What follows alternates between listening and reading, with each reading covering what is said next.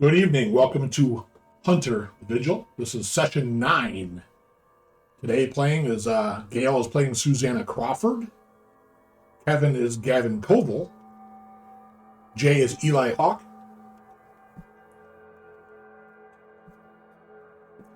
Matt is Alex Harper. And Shawna is Eva Green. And I'll turn it over to Gavin Korval for a recap of the previous game.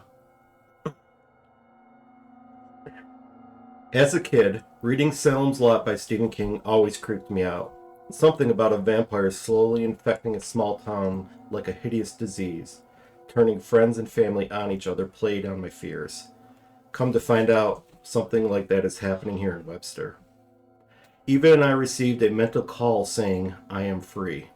We rush out to the graveyard and see a new gravesite was dug up with one set of man-sized booted footprints heading east and another set of smaller, lighter footprints heading west. Fearing that this set was from an elf heading towards the park where the first elf was caught, Alex, Eva, and I get into a truck and race towards the park. We call Eli to meet us there. A snowstorm sets in as we are driving and the sun is setting. Not sure how much we'll be able to see. We arrive and meet up with Eli and head to the location of the large oak tree. A figure rushes us, as Eli, Eva, and Alex are able to put it down after unloading a lot of bullets into it. Upon examining the corpse, we find a tattoo of Medusa on its bicep. A possible vampire of the Serpent Queen? With conditions and visibility dropping, we decide to head back. On the way, Alex receives a call from Suzanne saying we need to go check on Daryl right away. Eva changes course and takes us to the motel he was staying at. Upon arrival, Alex and I enter the room to find it covered in blood, with Daryl laying dead on the bed, totally eviscerated. Alex polices the scene, and while doing so, I grab Eli to go check on his vehicle. Seeing it, I look inside and see a backpack. Eli smashes the window, and I grab the backpack. Seems like Daryl had it rigged, and I go flying back 10 feet from an electrical discharge. Not wanting to hang around the crime scene, we head back to the house. Alex looks through the contents of the bag and finds a laptop, which is fried from the electrical discharge. He also tries the cell phone he recovered from Daryl, but can't get past the security code. We will need Suzanne's help with that. Eva calls Tina Abrams to discuss the spear. She is willing to give it to us if we come help her nephew with a problem. We agree we will meet with her tomorrow down near Salamanca. We get a call from Dr. Taylor, and that some men have come in and taken Suzanna from the practice. Being this late, we don't know who to call or what to do about this. We then decide to let the Fomorian out of the cell. Why? I don't know. I go outside and call Delora, telling her that the Green Knight will be coming out shortly with her companion and not to do anything rash. Surprisingly, the transfer goes well and Laura walks off with her mate. Not sure if this will come back to bite us, but it's one less thing to worry about. Shortly after, a car pulls up and out steps Suzanne. After what happened to her less than 48 hours ago, this shouldn't be happening. She refuses to tell us what happened and asks to look at Daryl's equipment.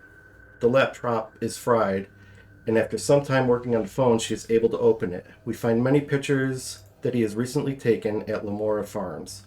Looks like he's been casing the place for a while.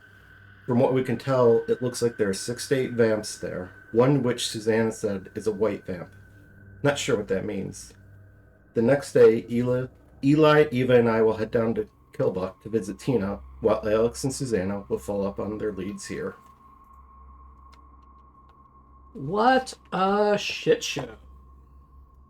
So, I'm in a hospital bed because Alex in his book form whooped my ass and ripped me from one side down the other. So I'm in bed for weeks. And God knows what's happening to them. However, I get a visit from some of my old friends, and I get offered a deal.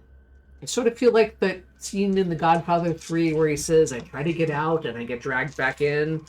That's me and these people. But I get to walk again. So I take the deal, because I'm not going to let them deal with this on their own. In the middle of all this, I get a call or a message from Daryl. He's in trouble.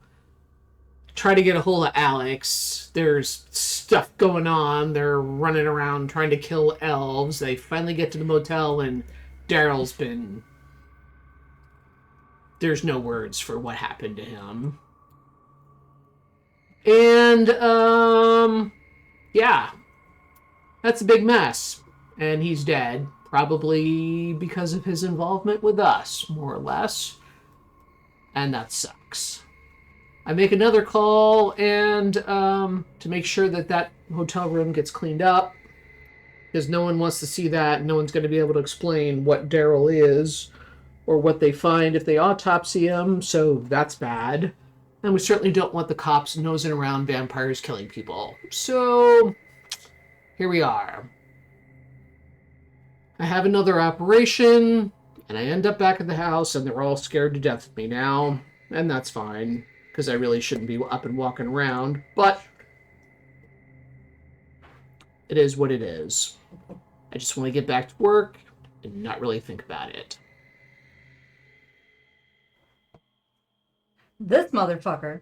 That's how my sister referred to Hatman back when we were children, in the 80s and 90s. He would be spotted around the bedrooms, watching us girls sleep. I remember the first time seeing him, a shadowy silhouette sitting on the end of my bed. He never hurt any of us. He just watched. And now he's back, in a new house, in a new bedroom. I'm hoping he's just curious once again. If he wanted to hurt me, he would have. But we have other matters today. We're heading south to Kilbuck to meet with Tina Abrams and possibly deal with her nephew's problem in trade for the Spear of Lu, one of the 4 treasures of the Tuatha De Danann that we will need to save humanity. Either she doesn't understand what she has, or her nephew has a really big problem. We do have one less vampire and one less Fomorian to worry about, but most certainly another elf has joined the hunt. I almost killed Alex with a tire iron, putting the battle wagon in a snowy ditch. Suzanna magically healed hours after being kidnapped from the ICU and returned to us, and I'm still very concerned about Eli and his friend.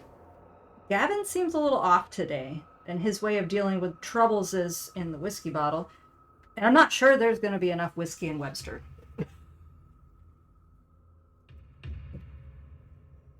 There's a moment right before the storm hits, when the lake hits the lake where everything goes quiet.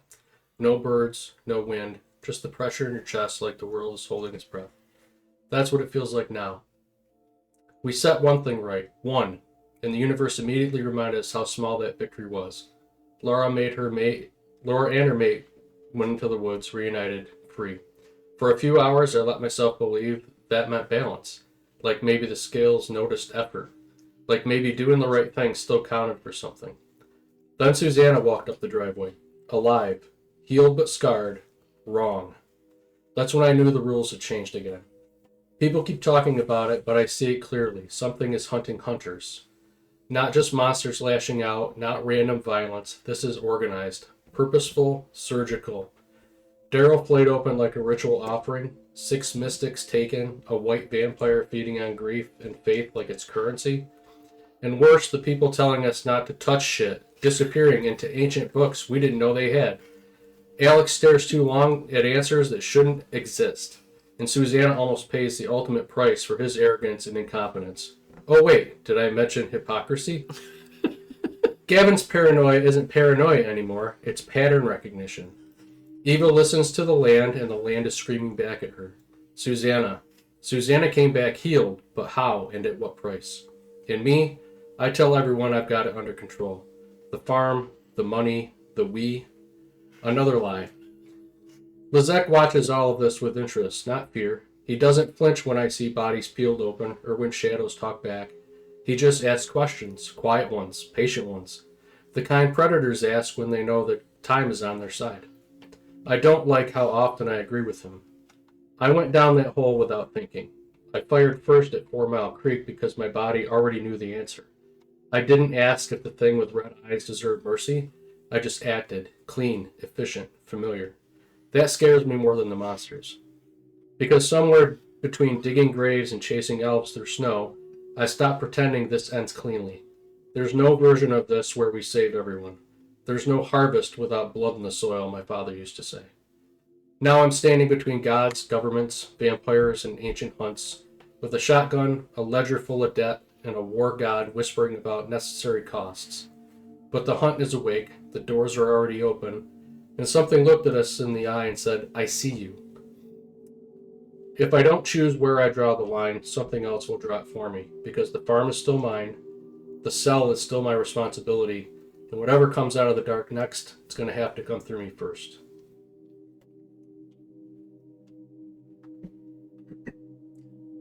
Another one of these vampires killed. What the hell was it doing all the way out here by the tree? At this point, Alex is all but convinced that these leeches are the most critical issue the group faces. Not only are there the missing girls to worry about, but these things are involved in seemingly everything and everywhere the group turns. Mystical elves, a dragon, wizards, some otherworldly hunt aren't going to matter shit if the entire group has their throats ripped out by some fucking walking tampon. The scene at the motel offers Alex no reassurance that these things are clumsy or easily managed. If they can do that to someone as prepared as Daryl was, we've either been incredibly lucky or we haven't seen the worst of anything yet. Alex's willpower is all but drained. His head feels like he got hit with a bus. Possibly the most gruesome murder scene he's ever encountered, along with some group even more big brother than the FBI. And yet, even now, there is a small victory. After days of pushing the group to deal with this creature on the property, we finally get rid of that thing in the house. That had better be the last we see of her. What Suzanna reveals to Alex from Daryl's recovered devices grips his heart and crushes it like a vice. The creature in the car, the woman, whatever she did to her victim, causing him to wither and die without even a strike, it's not new. It's not foreign to Alex. That same image replays in his mind every night. Only the man in the car is his young son, tucked into his bed, with a dark figure looming over. After what I saw from Daryl's video, Detective Jackson needs to know. It's going to make the difference between cleaning these fuckers out or a slaughter for whenever Jackson stumbles upon them. And I've been in this shit long enough to know a good detective, and he will piece this together, eventually. This bitch is done.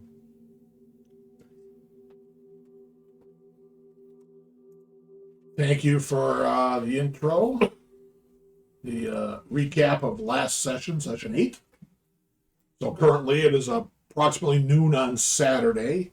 Eli, Gavin, and Eva have just arrived at Tina's place down in the Allegheny Reservation. That puts Alex and Suzanne where? We're meeting Detective Jackson. At 1 p.m. at Mr. T's. You got about an hour. I mean, Mr. T's is not a far drive. Yep. You know, it's a 10-minute drive for you guys. So you're at the house, I would assume, doing God knows what. Probably just continuing to review footage and photographs and any documents that Suzanna's been able to recover off of those devices. And And ordering try all and the get- defensive equipment I can get my hands on. Try and establish maybe like a better timeline of possible events that have occurred, especially if Daryl had any footage of any of the girls in his possession. No footage of the women, just footage of vampires. Okay. Yeah, and then obviously some of their other victims. Yes. Yeah. So, your phone will ring, Suzanne. Okay. Yeah. It's Phil's. Okay, we've finally gotten a look at everything on your vehicle. This is gonna cost a fortune. Do you want to? I don't know if you want to try to make an insurance claim or.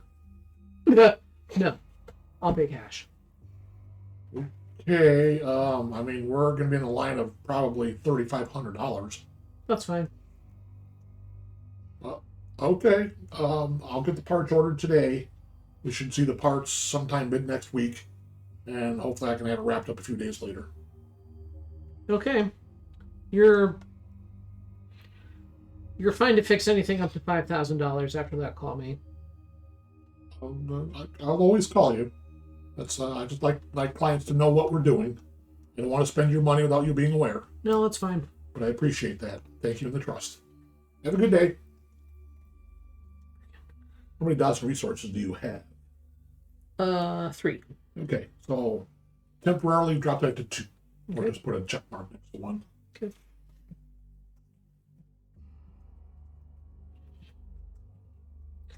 So, what's your plan with this guy? Present what we've seen to him. Because again, he knows there's stuff out there. How well do you know? You don't know him. Like, you don't know. Professionally, like maybe just in passing, but he mainly was able to get my contact information because of me dropping Samantha off. We might want to feel him out a little bit before we drop the... The world as you know it is no longer there conversation. That's just... We need to feel him out a little bit to know what... To figure out what he may or may not know.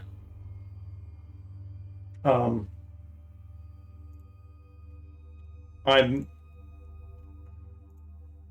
kind of almost thinking if we angle this like, you know, we know that we know these individuals are in some type of cult or organization. Yeah, that's a word for it. I mean, what's the best way to explain vampirism to someone that has no belief that that's actually real? You're assuming he doesn't. That's why we need to feel him out first. More than likely, if this guy's read in, he's going to be cleaning up more messes. It's going to get more bloody here over the next week or two. He's going to be seeing a lot of scenes, and he's going to have a lot of explaining to do. Mm-hmm. It's not going to get better. Because if we burn down the Moore Farms tomorrow... I'm just saying.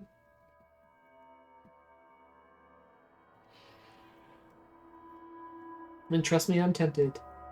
Oh, they have to be dealt with as soon as possible. Nuke the site from orbit. It's the only way to be sure. Just saying.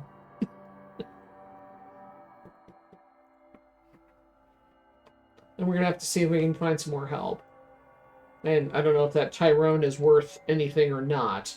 But he's a body and he can get in the way. Well, he said he's looking for work. And I mean, he did this kind of stuff before. I don't know if Mr. Lewis ever dealt with vampires. Hard to say. There's a lot of weird things in the basement, so... Yeah. I think as long as he's prepared, but we need to get that guy on the beam and need to know if he's going to be there or not. Just saying.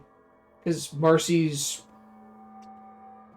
going to be out of it for a bit, so we can't depend on her. Mm-hmm. She may know some other people. She may have some other contacts in the area that we might be able to pull in.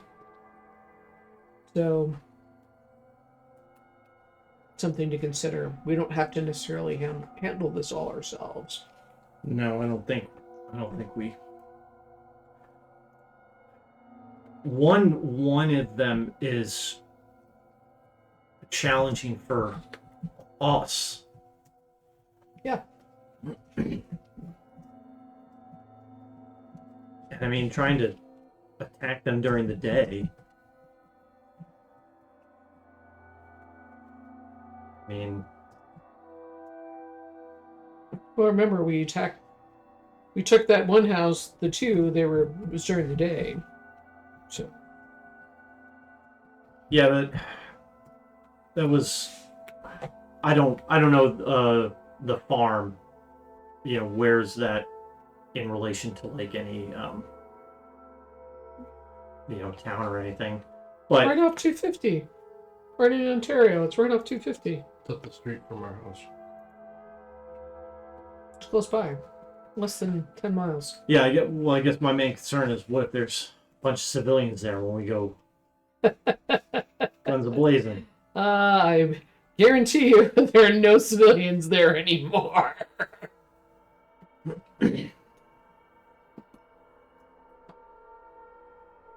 Just saying. Whoever is working at that farm is either dead or turned. It's going to be a mess. So you think we have just clear run of going and hitting it? I'm not sure we have any choice. Because the longer we let them live, the more of them there are going to be.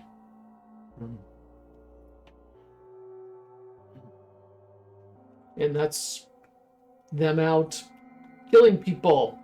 Alex, Yeah. your phone begins to ring. Yeah. It's Uncle Bill.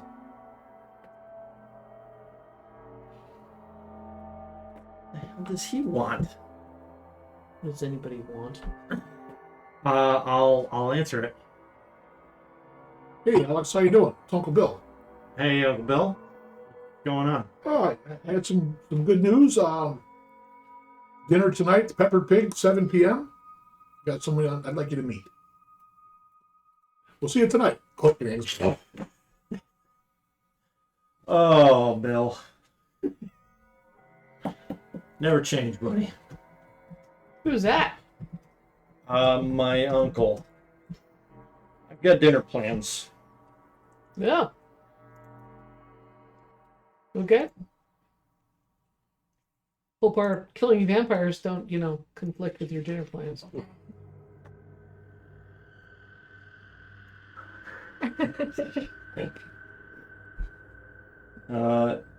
7 p.m. He said Yep. at where? Peppered Pig. Pepper Pig. The Peppered Pig. So good. An empire. It's so good.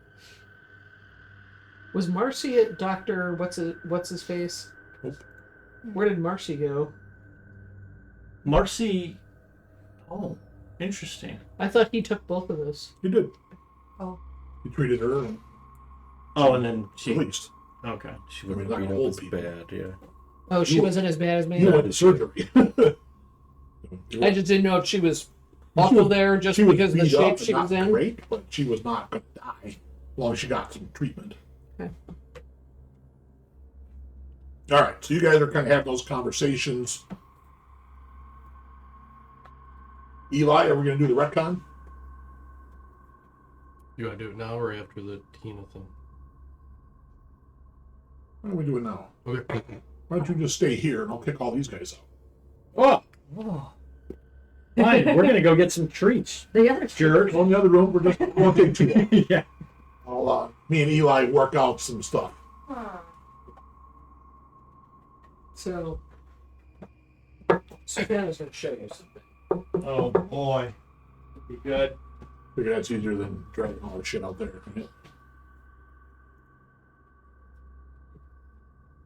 You got him before you did.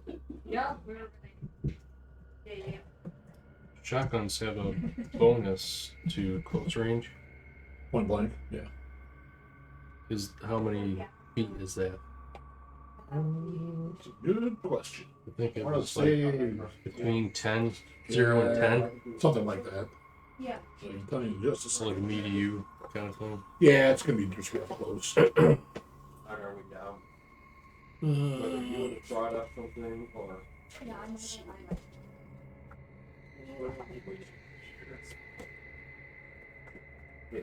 Well, we can start the session too. What Shawn did for us was say, Gavin and I talked, we found out we had the same dream. Alright, cool.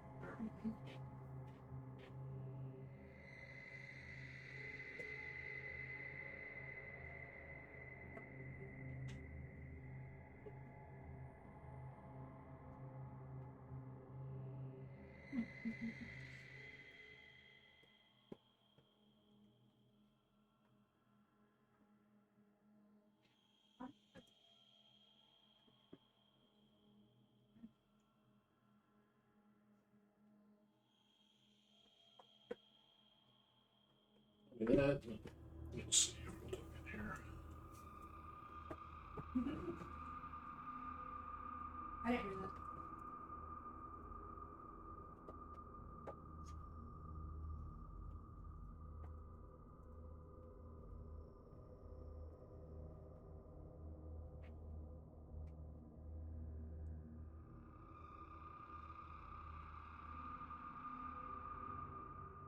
It says 0 to 20.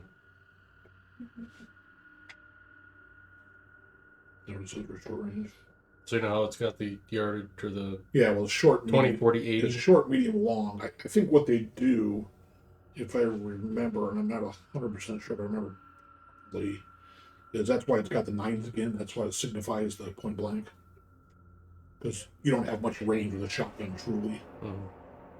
Yeah, you're not doing 80 yards with a shot. Right. Even though it says 20, 40, 80.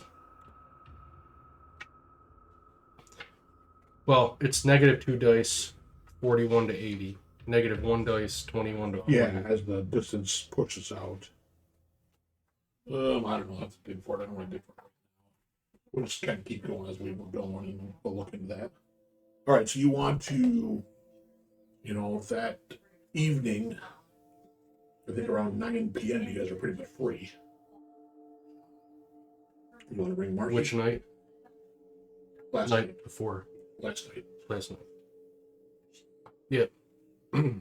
No, she'll answer. Hey, what's going on? So, I don't like a debt hanging over my head here, and I know I owe you $3,000 here, and I said I'd get it to you tomorrow. Well, that was yesterday, so. Only been a day. That's fine. But I had an idea. Lay it on me. I need to capture a vampire. All right. Well, that shouldn't be terribly hard, I don't think. Seems like there's a pile of land. So I was thinking, to help you bag a vampire, you can sell one, and I get one for myself. We want bag 2. Well, if I want to pay you back, yeah. Maybe not both at once, but definitely one at a time. Well, let's target one for now. See how that goes. And, you can catch them alone hunting. They're not hard. I can play the helpless damsel quite easily. So I need one for something I'm working on. Okay. I need him alive. All right. Well, how are we going to capture him alive? Well, I was hoping that's where you would come in, your experience. All right. Have you done that before? I can't say that I have, but let's think about this. Why don't you come over? You know where she lives, Yeah. so you've been over there once or twice. So just come on over. We'll talk about it. I'll think about it. Let me check what I got in my weapons room. So you hop in the car and cruise on over.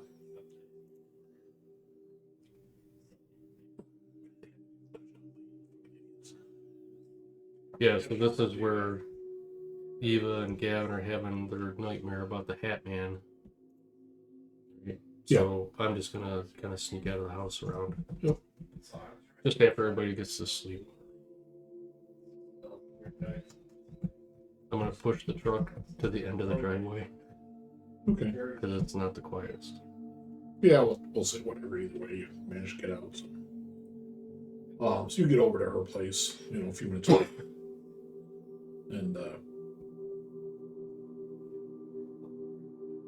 it's still on. It's all right. Yeah. They'll know soon enough, right? I thought this would be that way we can have it on there. So she'll let you in, and her apartment isn't anything crazy. It's a little bit Spartan, but she's got it's a couple bedroom apartment, and the one bedroom is just a fucking weapons case from hell. And she's like, okay. So, and she's hobbled a little bit. She's a little bit still beat up, from the battle from the book. But she says, okay, so. Well, we know where the vamps feed, where they're plucking girls out of the bars, girls and guys as well. We can go there and, shouldn't be too hard to see one.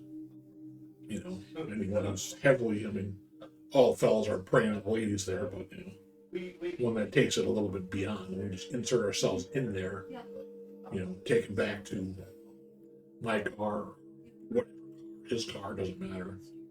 Yeah. And then we got to strike in some manner to Incapacitate. incapacitate. Are they immune to tranquilizer? I've never tried to drink one. I mean, they're like anything else, they have a nervous system and everything else, even though they're impervious to a lot of, or I should say resilient. They're not necessarily impervious, they're just harder to deal with. So.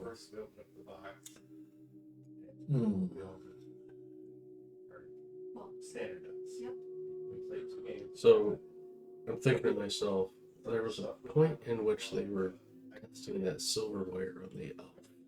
Yeah. Did they ever put the silverware back on the elf? We got into it when they released the D&D set. We followed I think Alex says the it. other ones. Fuck. Yeah. You try to pilfer it. And then just. He is sleeping. Yeah, but it's probably in a bag or something. Make me I'm gonna try to pilfer it.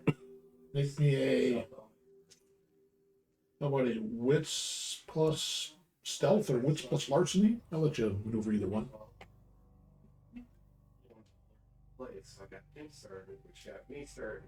Yeah. If you don't have any dots, is that a negative? Oh yeah, so yeah. So -1. You don't have larceny or stealth. No. Okay. Yeah, so you have a wits plus one. Just straight wits. Okay, that's 2 dice. I don't have any freaking willpower because I burned it out.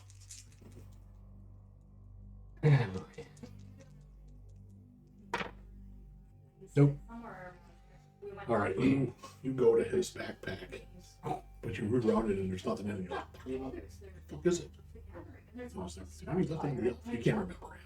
There's too much shit going on, but you can't find it. Man, I can't remember how to get the fucking cells down there. Shit. Yeah, no, I've never heard spelled. Says, well, maybe we can But I enjoyed it because I knew a lot. stun him enough and drag him out and just fucking tie him up. Yeah. If they're feeding in a bar, they can't be that powerful, right? So, I lay low in the back of. Well, we wouldn't know its vehicle. You just follow me out from a distance.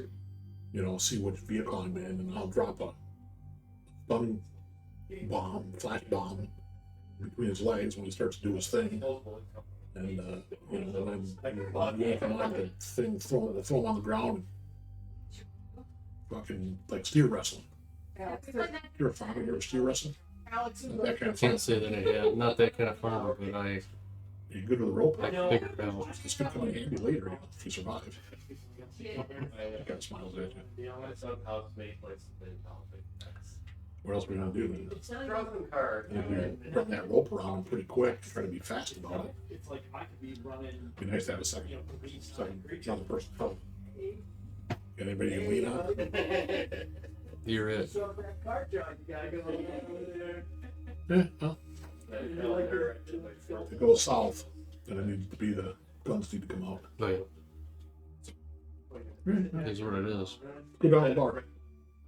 Okay. I can't remember the name of the bar down in Webster. I said they hang out at. So, I mentally asked Lizek, like, what can you do here to help me? So we gave up 10 points the last time of the game. Fucking idiots. That's what most of my commanders are. She must have gone down and fumbled. Did they just go to advertisements? I usually. Yeah, we fumbled. Great. Good job, guys. It was tight. We're gonna piss the game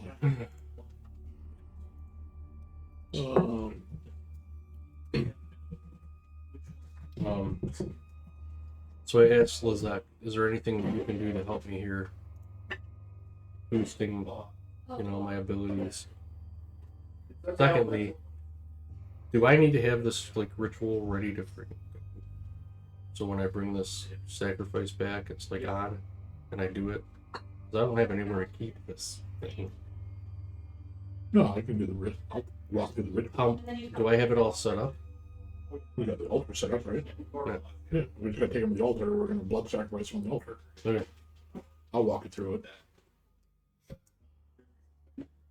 The one that, like, you Stallion, he's in it. The one is the one whenever I play it, Barry. Barry, yeah, just one with Barry out, but so my deck's all about enchantments and artifacts. Yep, getting them out and then put up Barry. Any other creature that's in the deck. Far. Just fly over everybody. But that's not great. But the one card I pulled from Lauer yesterday is Mara. But she's an elf, 3-color, blue, green, black. But it works with elf and fairies. And I figured I'm going to use it for fairies. So you have 2 fairies. Want to make a commander that based on Libra. Right now, I just have her kid on the deck, so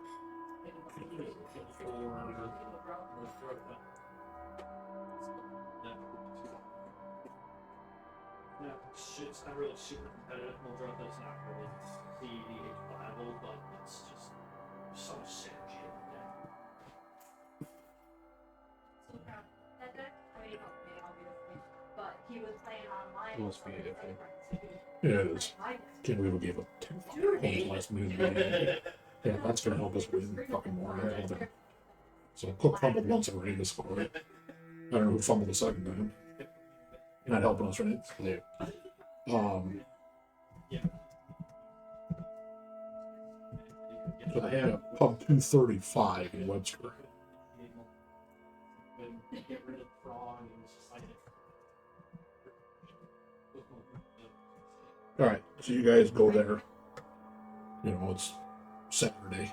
Well, it would be Friday night, so place hopping. You know, it's a typical town pub, you know, it's got all the local townies and stuff. You probably recognize some of them, I'm guessing. You've been in the area a bit, you know. You're a younger guy, so you're probably still hitting the bars once in a while and stuff. Yeah. Not gotten a little older and stuff like that. So you're there, and there's a fair amount of people in there. There's probably 100 people crammed in this pub. Give me a... How about a wits plus investigation roll?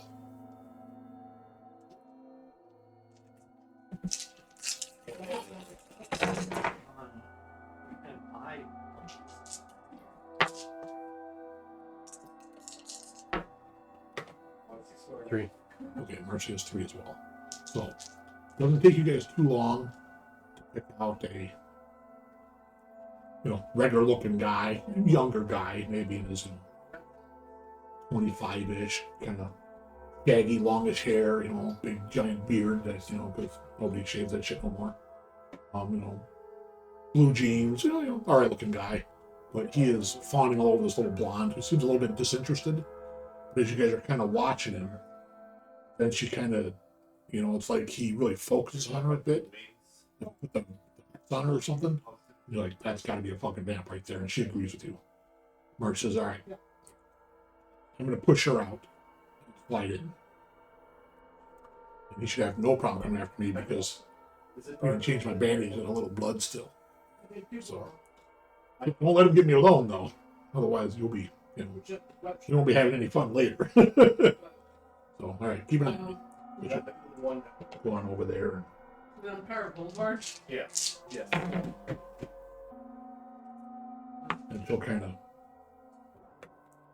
push the blonde out of the way and slide in and lean up against the bar and say, yeah, you don't catch it all because there's music in the background and people talking. And he says something and he kind of looks at the blonde briefly and then fades back to her because she's not a bad looking woman, you know. She's not a smoking beauty necessarily, but she's, you would chase her down to the bar, you'd be happy with that night's hookup, you know.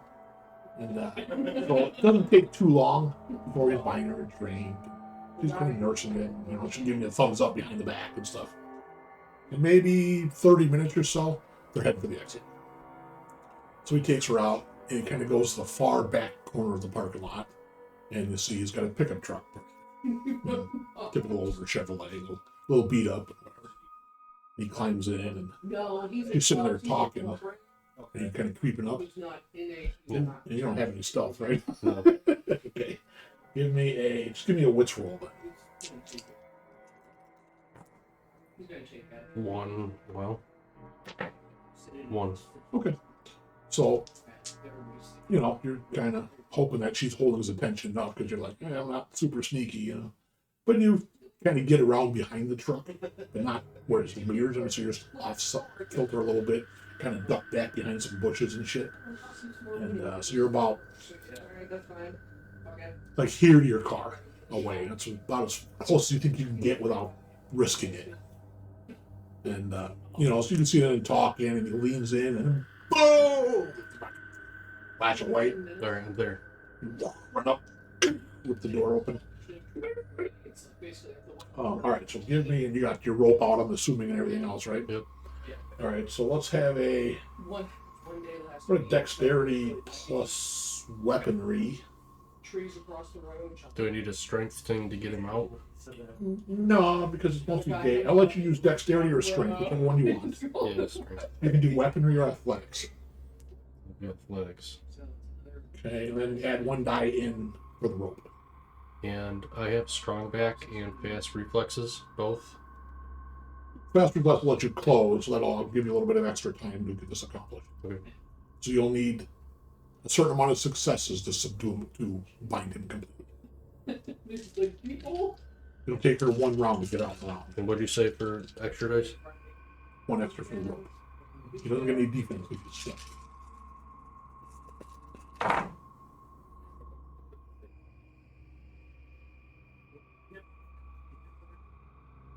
Well, when you check the salary, I guess if he had Gavin, if he had to work, he's probably good, but he's his job.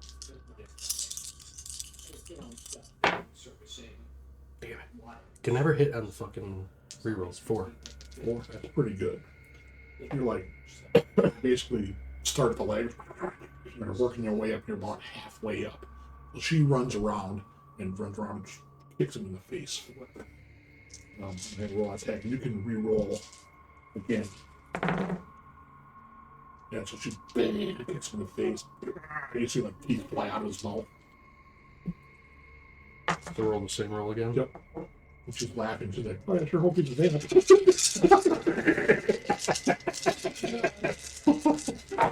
we heard it from the motherfucker that, so. I'm saying. Ooh, boy. There's a lot of dice. Ooh, boy. Ooh, boy.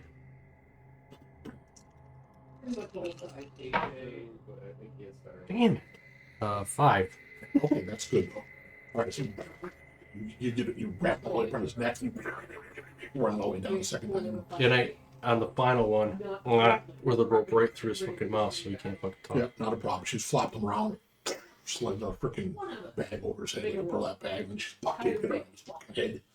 You know, she's like, fuck yeah. You know, you guys cars parked over, bring us up over. How about I just get in his fucking truck? I pawn his keys in his pocket and everything else. Assuming he's got his keys with him.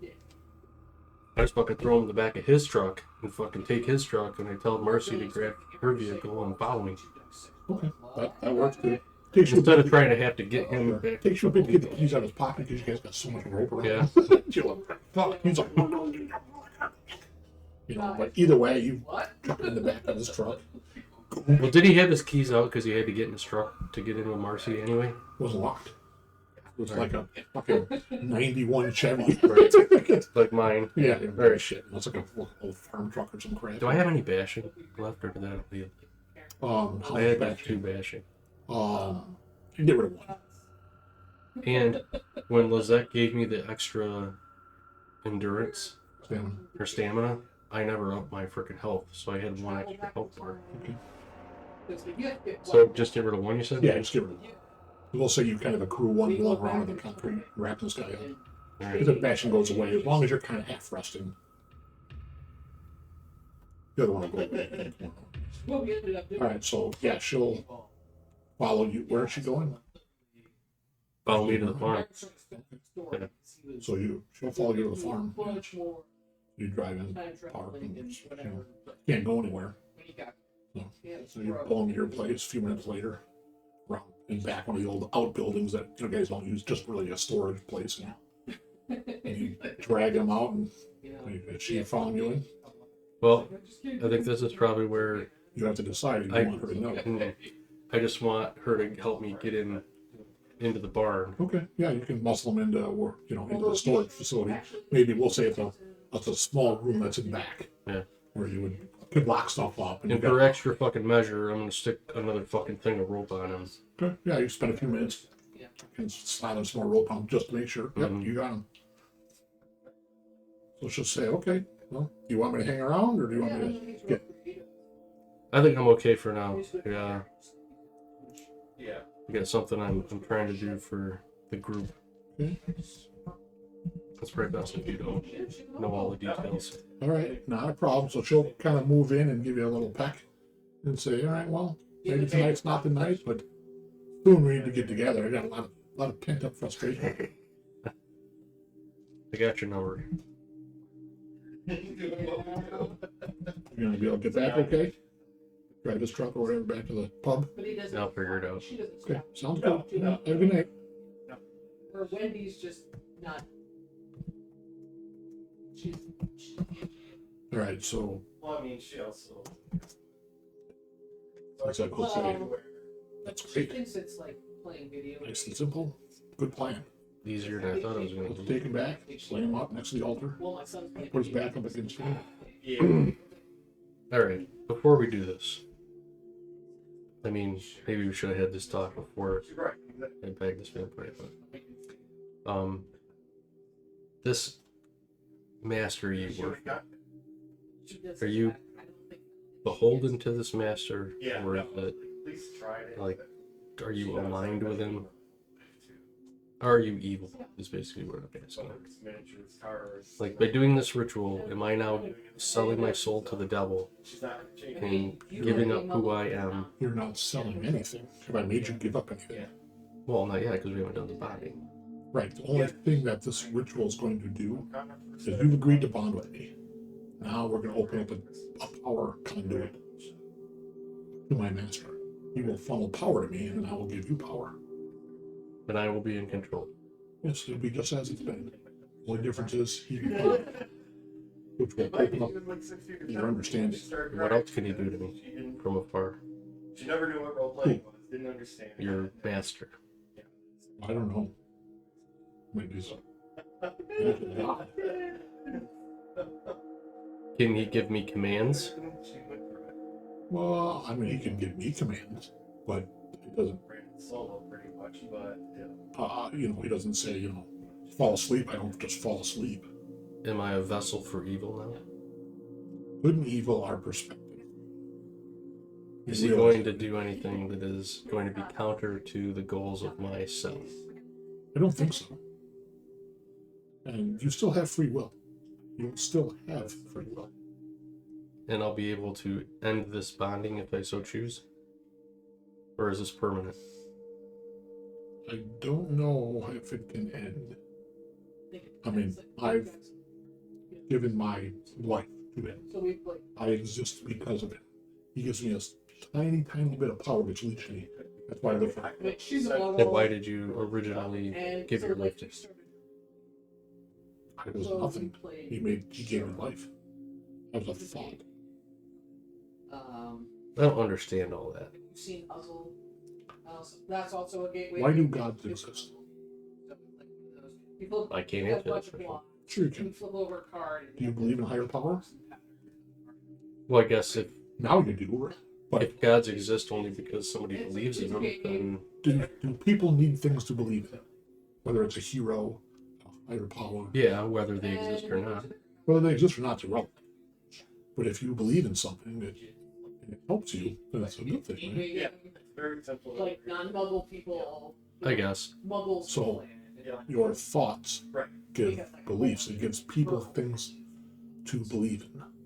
I'm doing this because I believe that we need every edge in this fight against the hunt. Well, against whatever you're She doesn't. gonna fight or hunt And or if I was doing this, thing with. I was asking the rest of the group to be able to do this, they would say, There may be at times where I will ask for things. We can still have that discussion, but you won't be forced. I mean, I suppose if you don't do anything that my master wants you to do, eventually it'll just squeeze off the power. So, another way to look at this is when you're prescribed a medication and there's side effects. Generally, the medication, the benefit that you're getting from the medication outweighs the side effects. Sure. Is this a similar analogy? I think so. I mean, you can decide.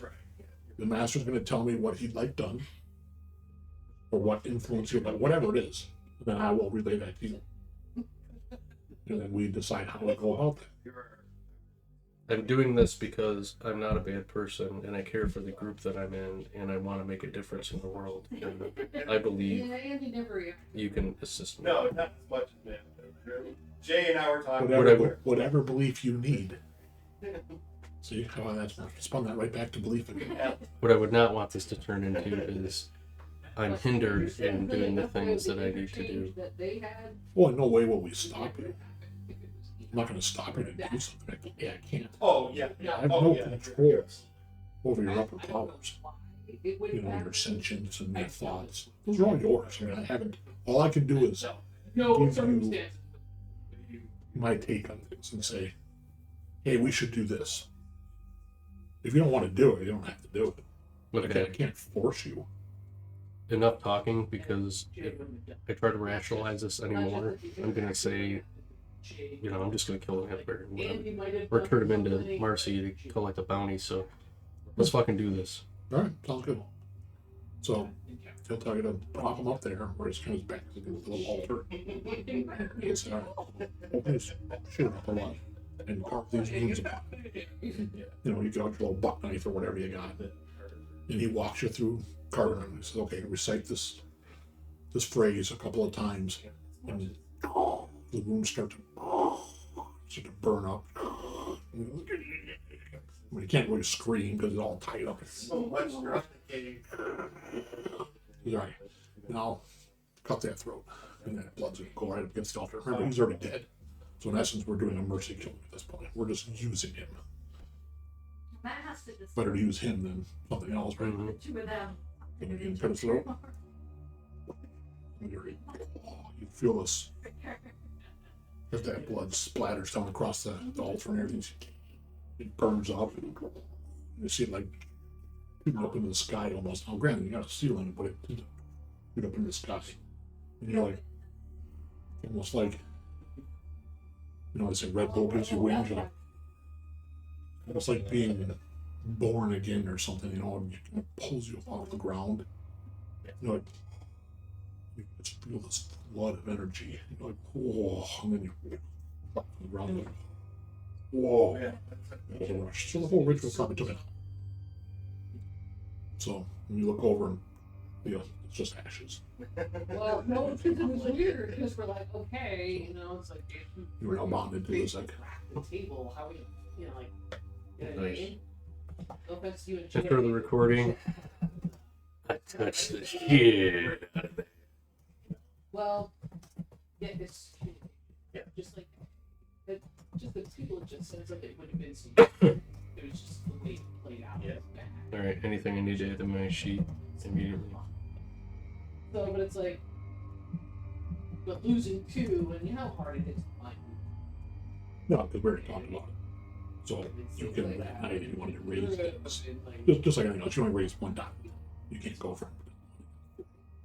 That doesn't make any sense. But you only pay half, so you pay 10, so it costs you 5. That's huge. So Harper, That's pretty big, you know. You got a fair chunk of experience, but I think I don't think you've thrown a whole lot around yet. I got 23. Yeah. So in essence, you have 46 experience points. You know, that's a lot. Just let me know if you want to raise. So at that point, I'm assuming you head back and get a couple hours of sleep. have a weird. Yeah. So okay.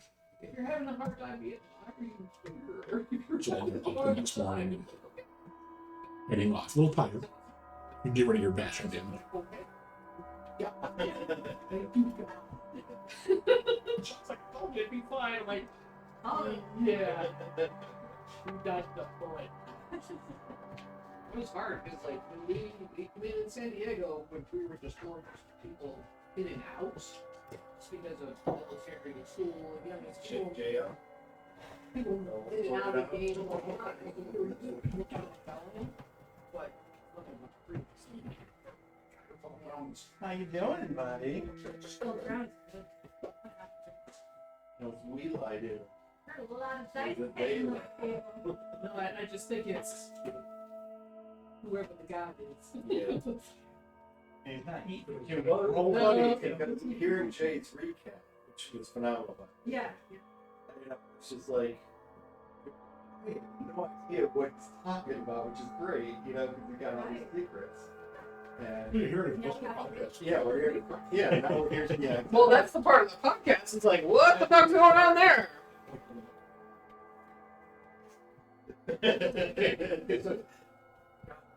Yeah, yeah. I want to see Shawna come up with pictures of me now. Oh, all the new art. Yeah. Try to find art for that. Good luck. Oh, she'll get it. Oh, I'm sure. You'll find out. Art for the new and improved Suzanna. I'll figure it out. Yeah. Oh, did you tell him what happened to you? I told Alex. Yeah, we don't know still. I told Alex. Okay. All right. Alex is hanging in there. All right, so now the group is back together. Fast forward, sorry we had to retcon something.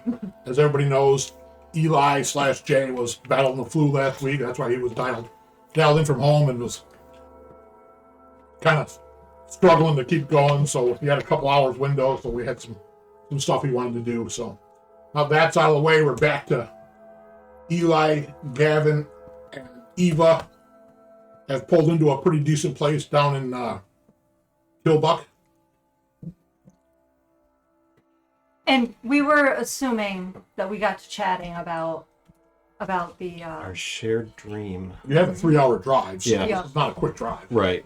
I think at some point, whether Gavin was just like, yeah, still trying to shake out what I had a dream about, and And I didn't know you guys did. no, no. so you're sitting in, you're in the side, you're in the front passenger. I'm in the back seat, probably. When I driving? Yeah, I think you was driving. Oh, we're taking. Yeah, we took my okay. pickup. Yeah. Okay, so you're probably sitting in the The front. three of us are in the front of the bench. Oh, it's one of those little pickup That's trucks a Oh, 88 nice. Single Cheyenne. kid. Oh, I'm Yeah. in the middle. with the shotgun on the back rack. Absolutely. So good luck. Deer horn as a foot ornament. So I think at Leather some sheet, point too. we would have started talking about. That was a weird dream last night. What'd you guys dream about? Did you see him? Batman? Saw a figure. Batman. Wear a hat? Yeah, he did have a hat. Yeah. Wait, there was somebody physically in our house? It seemed real enough. Oh, wait, this is that thing that you were talking about when we first met you. Yes. It's like a shadowy That's dude. The with a Shadow hat. Man. Okay. You guys both dreamed about him at the same time? He was in my room. Is it a dream, or No. it felt real? Oh shit. I don't. Actually, I think I did see him in I think it was a dream. Now that I have to kick back to it, Get rid of one problem. I don't think and I get rid of saw him one. in the actual. No, it might have been real. It might have been real. It felt He- real. I've seen him multiple times. My sisters have seen him, and we never knew what he was until, the internet came out and people all over the world in different cultures, But different religions, they saw the same thing. the overwhelming sense in the room was danger. It does feel dangerous, but he's never hurt me. He never hurt my sisters. How many times have you seen this? I probably saw him 8 to 10 times, but I haven't seen him since then. Since today. Or, yes, from today, since then. Affirmative. Well, I don't know. From I'll what I let you know if understand, it happens again, but they're I've never had a curious. dream like that before. They're curious entities that will look at people who may have some sort of power. They kind of seek Do them they- out. Feed off this power? I don't think so. I think they're typically curious. But there are reports of some of these shadow people being violent. But I have not experienced that. And I'm going to stay calm and hopeful that it's gonna stick like that. That he's just curious. You know, like looking at a little bee in a flower. Just curious, just watching. If I drink a little bit more, it won't appear. I piss on bees and flowers. Great. Thanks, Eli. So we'll pull into it. Yeah, you pull into a pretty nice house. I mean, it's not a crazy mansion, but it's probably a 2,500 square foot, upper middle class house, you would say. It's nice. Probably got 4 or 5 bedrooms. There's a couple of decent cars in the parking lot. Big, like 3-car separate garage, big workshop type thing. You see, there's a couple of snowmobiles out there that looks like they've been run fairly recently, and then a little bit further back, you see a barn set up, maybe a horse corral. It's a nice place. I guess Eva will let you do the introductions since you spoke with Tina. Yeah. Lead the way and knock on the door. Okay, a minute or two later, the door will open up, and you see kind of a middle-aged woman, maybe you would guess probably around 60ish years old. She's mostly dark hair, getting a little bit touches of gray around the edges and stuff. Not a real big lady, maybe 5'4", 5'5"-ish. She's got kind of the dark straight hair, the kind of tanned native complexion. She's got turquoise earrings, and she's wearing a very kind of traditional native tie style blouse and a pair of jeans. Oh, you must be Eva. You must be. And you brought friends. Well, please come in. I'm Tina. Gavin and Eli, yes. Welcome to my home. Thank you. And she'll walk everybody in, and you see a pretty nice place. I mean, it's not crazy, it's not, it doesn't scream wealth, but it screams done well. Mm-hmm.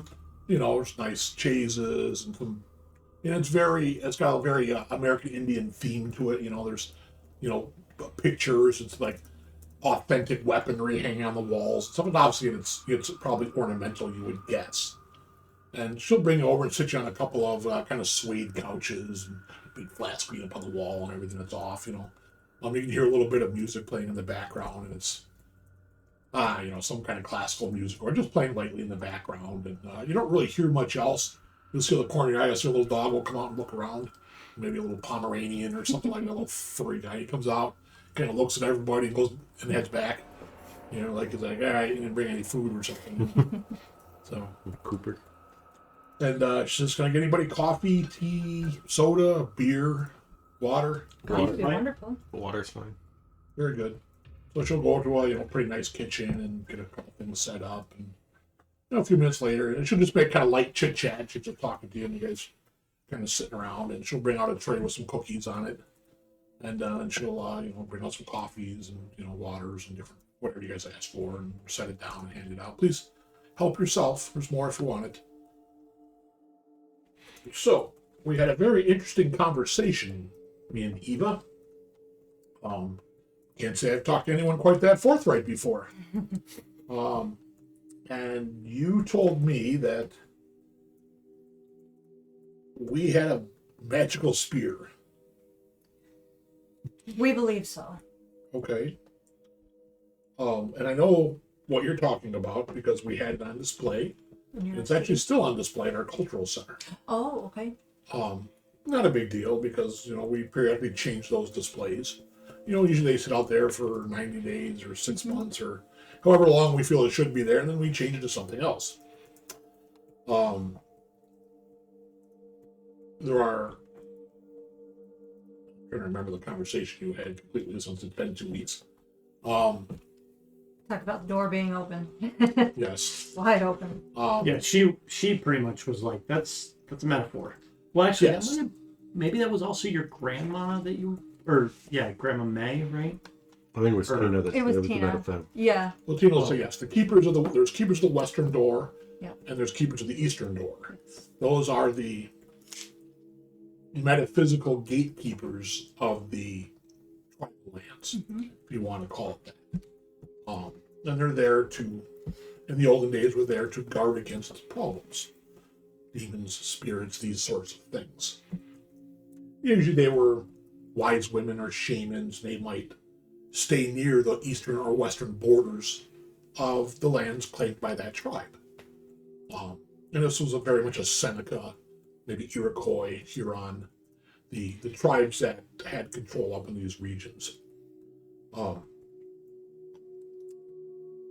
We have those titles still, and they're given out every number of years until that person retires from the council. And right now I am the keeper of the western door. Does that mean anything anymore? Not really. I couldn't tell you necessarily how I would prevent a spirit or a demon from coming to the reservation. How would I accomplish that? Not really sure. I've looked at some of the ancient writings, and they do talk about some rituals and stuff, and I've even gone through the motions. Couldn't tell you if they do anything, but I did them. You smoke a little bit of this, you smoke a little bit of that, you say some words, you do a little dance. Sounds like a good Friday night in the 60s, but, I would guess that maybe many of these were belief-induced things to, create that priestly-type figure in a tribe. So, every year I go out and do this on the, the equinox. I don't know if it accomplishes anything. I don't know if I'm doing it right. There's like there's anybody to show me. But I do it because that's what they've done for hundreds of years. That's the intention. That's tradition. Keep going. And you say you need the spear to aid you in something you're doing. The spear, have you ever held it? I can't say I have. Have you ever heard anything special or magical about this spear? No, I don't believe so. As far as we know, it was just a warrior's spearhead. It's a spearhead with a shaft of wood. It's supposed to be a couple hundred years old.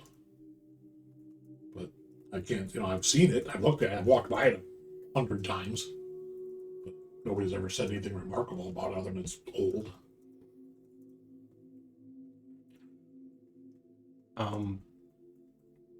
Ava, I'm going to tap to my wrist. I'm going to show her. And I'll say, Leon Soleil, and the sword will appear. So kind of, whoa. Just to let you know Interesting. that we're serious about whatever Eva talked to you about. That Okay. This is one of the 4 artifacts, and we believe the spear is All right. another of the. and I'll offer it to her if she wants to hold it. Does it just materialize, or does it? It comes on my, materials in my hand. Like shing into Yeah. his hand from his arm. Pretty interesting. But That would be attention getting. It's just like But- the warlock power. I mean, Rodnir was like, "Whoa." yeah, I mean, just to show, if she had doubts about what Eva was saying on the phone, hopefully I'm trying to be serious about this. And I'll retract it at that point if she doesn't want it, but Right. Yeah, no, I think I have no reason to not take you seriously. You drove several hours to get here. You seem like reasonable people. It's reasonable as you can discussing these kinds of. I just don't want it to appear that we're artifact hunting for a museum collection or something. Right. That's all. We're doing this to protect humankind. Okay. I guess there can be no greater quest than that, I suppose. So, that being said, I said I would happily give you the spear if you would help me with my nephew. We must earn it. Yeah. My nephew will be here in about 30 minutes. His name is Leonard. He's 24 years old. His father's been dead for many years. Died when he was maybe 5 or 6. And his mother is God knows where. So I've been taking care of him. He's my nephew. I've been taking care of him for a while. So he's basically been my child. I have another adult child, an adult boy and adult gal who are off with their own families and have been gone for many years. Leonard was a good kid, always listened. And about maybe a year ago, when, as he's gotten a little bit into his 20s now, we're kind of asking him, what are you doing? What are your plans? How are you progressing into your adult life? Do you want to go to school? Do you want to go to trade school? It doesn't matter to us what he wants to do. We would just like him to do something heading in the direction that's going to give him success down the road. Because we always want to see your kids be ready when you're no longer around. Just plug Philip into the game. I hadn't done that, but it does ring a little true, huh?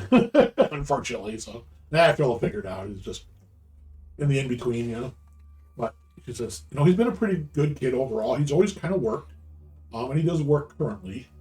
And that's okay. We're glad that he works. I'm not going to charge him any rent or nothing, It's as long as he kind of follows the rules.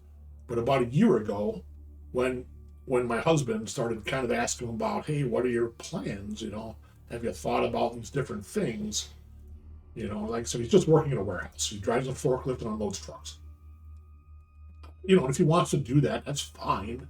Maybe he wants to, we talked to him about, well, maybe you need to get a little education so you can become the warehouse manager. They have schooling for logistics coordinators and stuff like that. You can make a living in many of those kinds of roles. It's whatever he wants to do, we'll encourage him. But he got very upset and then got violent.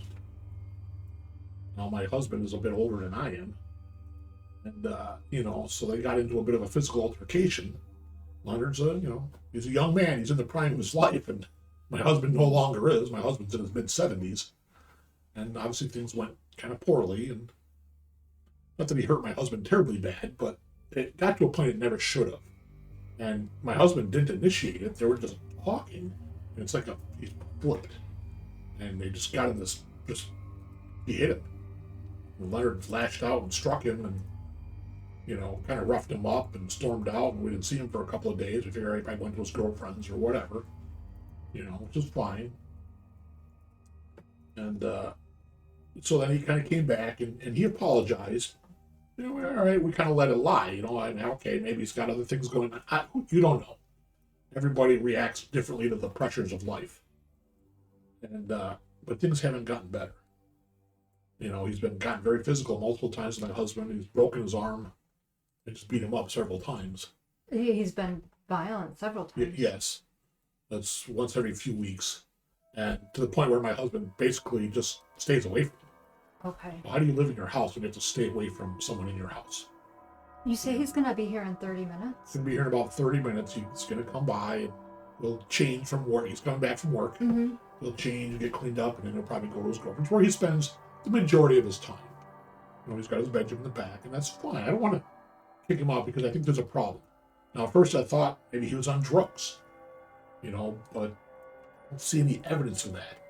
He's not wasting away or anything. He's not gotten skinny.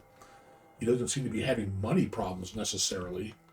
I don't see track marks on his arms. I suppose he could be. I'm not intimately familiar with drug habits. Do you think that Gavin and I if it would be too much of an intrusion, if we could go into his room, kind of get a feel for the energy in there? Sure, I would just don't touch anything. No. Do you want to do that now? Because it'll be about 30 minutes before he's here. He doesn't get off work until 1 o'clock. And it's about 12:20-ish now, 12:30-ish. Is it only with your husband that he gets violent? He's never laid hands on me, but he's threatened. But he's verbally with... Never that way. He was always very easygoing, and he was always very appreciative of everything we'd always done with him. you know, I mean, he's not our child, and we never made him our child. You know, even though we raised him and everything, it's, you know, we've always just tried to treat him well. And is he hanging out with the new friends or anything that Not you've that I noticed? see. He's kind of distanced himself from most of his friends that I've seen. But just his girlfriend. You know, he's still with his girlfriend. She doesn't come around much, so I haven't talked to him. When the second time he got physical with my husband, I called his girlfriend and talked to her Mm-hmm. and asked her if he'd been physical with her. And he said that he hadn't necessarily been aggressive, but some of their intimacy had gotten rough, is how she phrased it. And how long has he been with her? Do you mind me asking? Oh, maybe 4 years. Okay, so well beyond the Seems like, recent- yeah, it's not just a fling. They've been together a while. They've talked about getting married. I think they would like to. I don't know how things are going now, the way he is. And the reason why I think there's an issue is because I was like, well, it's either got to be drugs or alcohol. Right. But there's alcohol here. It's never been touched.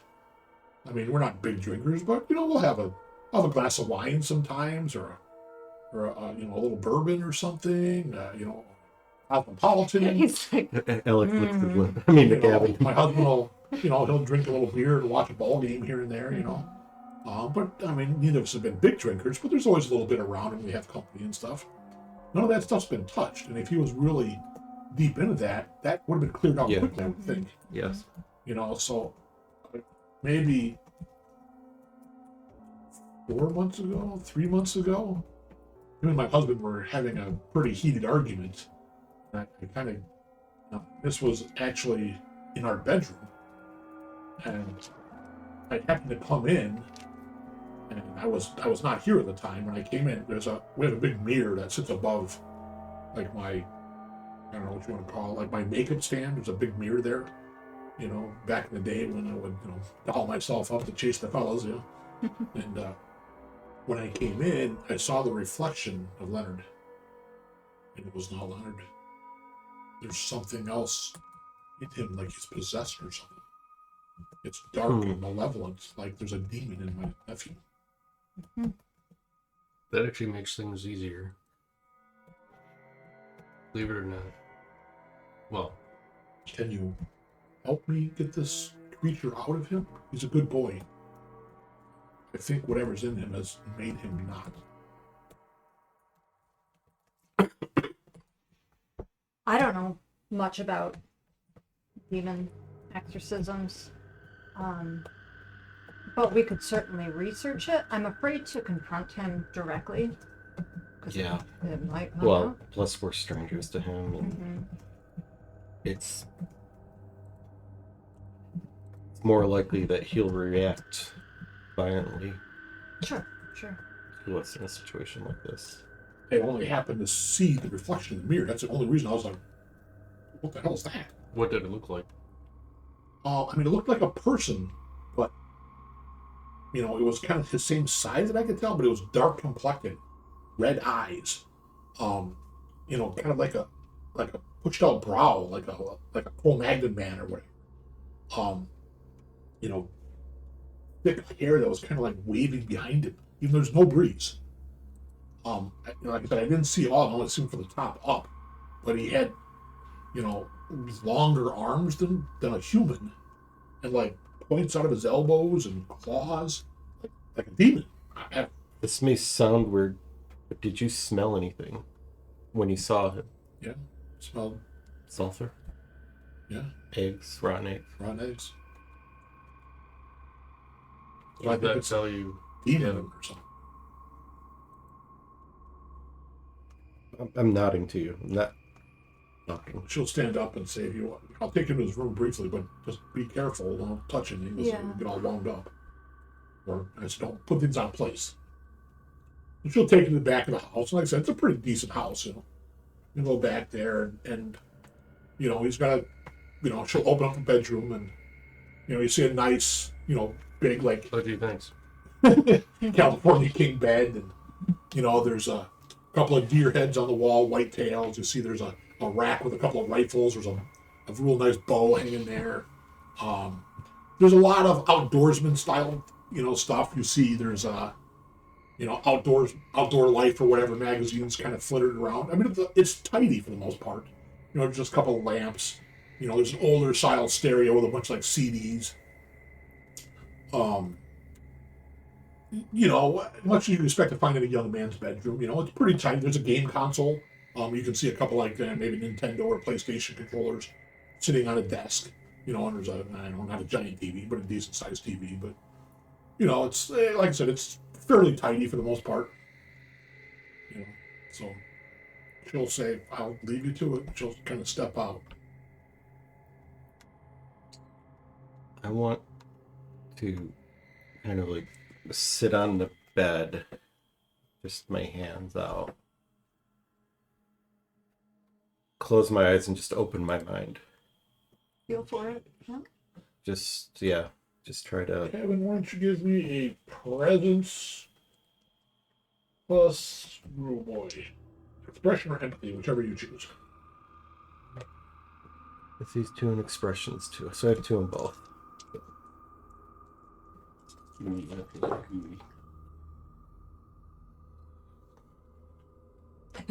No. You're having a little bit of a hard time opening yourself up. You feel a little bit on edge.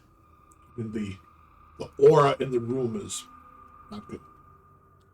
So, just out of game for a second, remember when I sent you the backstory with me, with I did. him in there? So, he's probably very, knowing what he thinks this is going to happen, or maybe he's very on edge. So, Eva, if you're with me, probably sweat is forming on my brow. I'm probably wearing a hat like I know Yeah, right now, yeah. my tweed jacket and stuff. Sweat's forming and I'm somewhat shaking. So I'm tense. So I'm probably not opening myself up like I should. There's no way he's relaxed. Right. In that meditative state where he can I think sense things. hearing what I can heard from reach Tina. down and take his hands You try to calm him, maybe? and just I know his hands were like on the bed. Yeah, I and kind of wanna like pull put them him like this. and just wrap him up, and I want to try and give him my energy. So when you first touch my hand, it's probably Clammy shaking. shaking. Do you want to use how about a presence or composure? Shawn, I'll give you your option. And then how about a persuasion? What do you at the bottom? Okay. To try to get him to calm down. Yeah, that comes really good. Yeah, that's what I'm eating right now. The Right, raspberry. the devil bringing that shit. Just one. Last one. The Oh. raspberry one's bang. And try it. So you feel Eva's hands kind of lay over top of yours, and she'll kind of pull him. You're like on the bed, not kind of tense, and she'll kind of pull him into your lap a little bit. Say, it's okay, relax. And she's talking to you gently, trying to get you to calm down, and it does help a little. Mm-hmm. You like,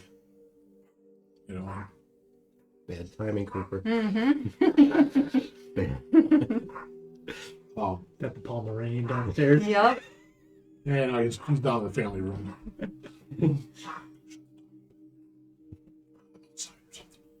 Cooper senses. It does help a little bit. You feel calmed a little bit, but you can't. You can smell the sulfur or the brimstone. You automatically are in the woods. Mm-hmm. Well, give me a willpower roll. How much willpower you got currently? I have 1 left. Roll 1 die. As long as it's not a 1, I'm good. 6. All right. You don't want to be in here. No, I'm having flashbacks to You're like 1999. up and heading for the door. You're like, Yeah. I need to not be here. Okay. I need air. I'll I help need you air. out. Good shout. And is Tina around, or did she give us? She was out in the living room, kind of waiting for you guys. Okay, so in the hallway right outside the door, you're still with me, right? So I'm gonna pull out a flask, and I'm visibly shaking. Did you see something? It's here.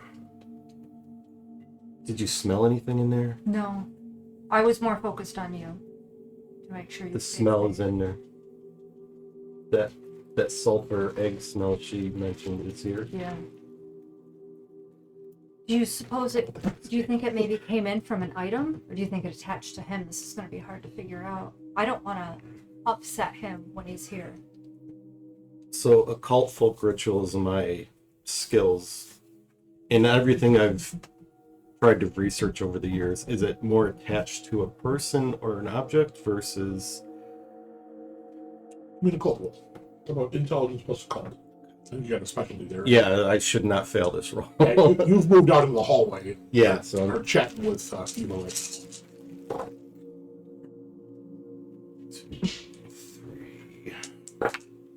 3.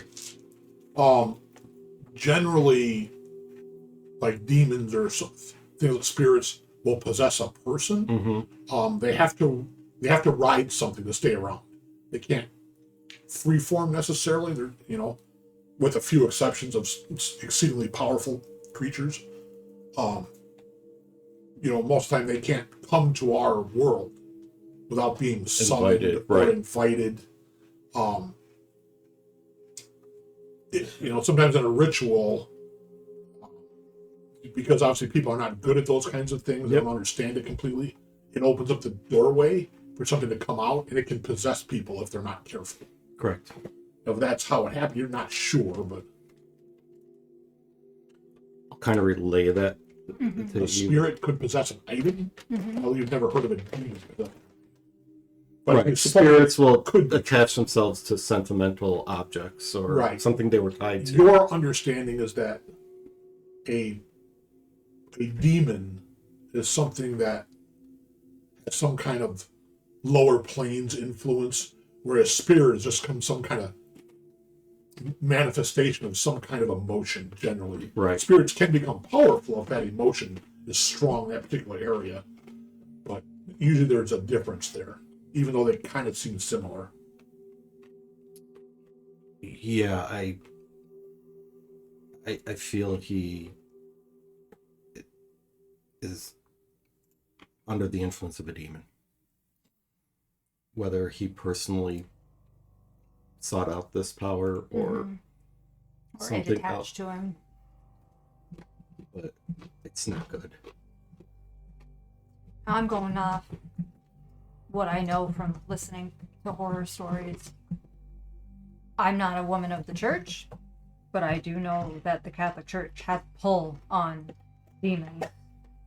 Almost every story I've heard, there's something real between those two.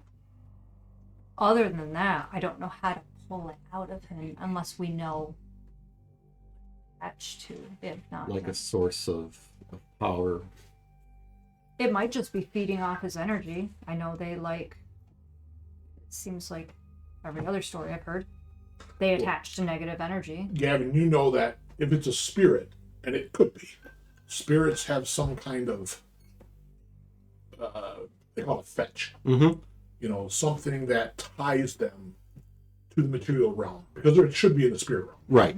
Something that ties them, whatever that is. Could be the gun that was used to murder them. Right, or something that ties to some kind of emotional, resonance that was left behind. Right. And that would just be a spirit or a ghost. Right. But a demon is something A different. demon's something different. Demons and devils, and you're not sure there's a difference there necessarily. It's really just viewpoint. Are creatures from the lower planes, or hell, or whatever you want to call it. And they feed on souls. So usually, selling your soul to the devil is generally selling your soul to one of these kind of entities. Usually get some benefits out of it, but that's usually not a good ending. So there would be a pact somewhere. Could be a pact of some kind.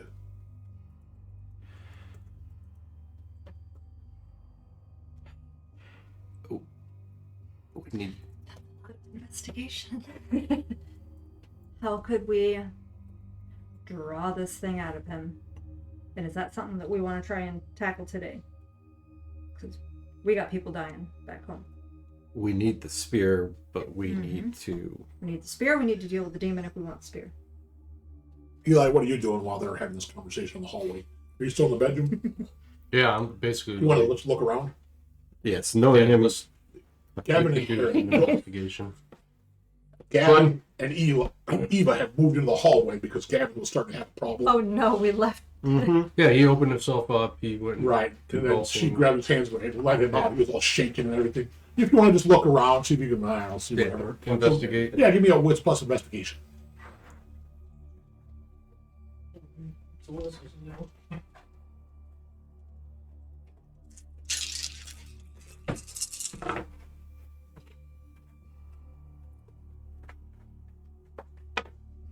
One. Yeah, and you're kind of poking around, doing just a basic cursory look, Going, can I see anything? And, he's got a closet you open up. It's a good size, like, walk-in closet. You're in there looking. I mean, there's clothes in there. Not a crazy amount, but there's some decent clothes in there, and you're just kind of looking, and you see a metal box that would be like maybe like a little pistol box or something. So you kind of pull that down, and it's just got a little push button latch. You flip it open, and there's a funky looking dagger in there. It's got it's a bone handled dagger.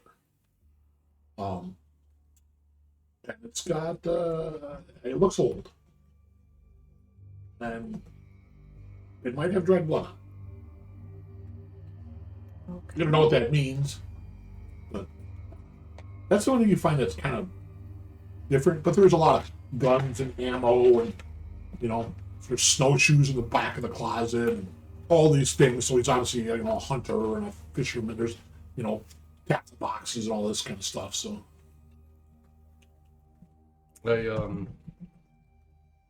Where did Eli find that? in the closet, In his closet? the nephew's closet. So I don't touch the dagger. I leave it in its box. That's a first, right? learn it. I just step to the doorway, and I see these guys kind of. Yeah, they're just outside of the room a few feet. Like, and I just flip open the box and show you the Kinda show dagger. them. Close it. Got that eerie vibe? Well, I mean, you're seeing it from 10 feet away. And I keep my voice down on purpose. I mean, you're talking about demons, but what about spirits? And spirits tied up to objects. This doesn't look like your normal. You guys want to go look at Yeah, it? I think. Yeah. And one more hit, Do what you gotta do. and I want to. Well, you have a cult, right? Yeah. Well, you can give me a cult. If you have a cult, dots on cult, you can roll too. Yeah, right. Cool. Just a cult? Intelligence plus a cult.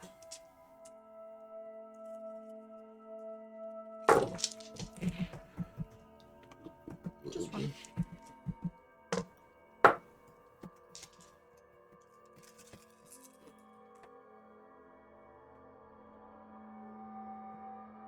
One. I think we all got one. I got one. You guys are not 100% sure, but it looks like an athami. But what? A knife used for sacrificial rituals. Like I said, you're not 100% sure because it's not an area of your guys' expertise. Even though Gavin's got 600 dots in it and can't roll dice. It happens. I'm shaking right now. How long has it been since we've been in this room? 15 minutes or so. Okay. How do you spell that? Dagger? ATHAME. Okay.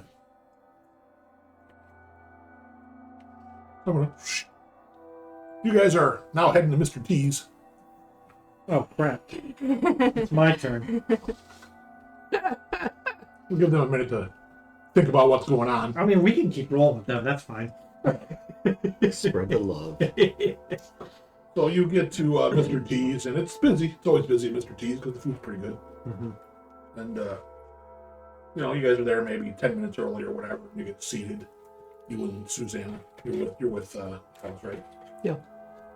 And just a couple minutes later, you see Detective Jackson come in, and he'll head on over your way and sit down. You guys will kind of all talk for a minute until the waitress comes by and takes your orders of whatever you guys ordered.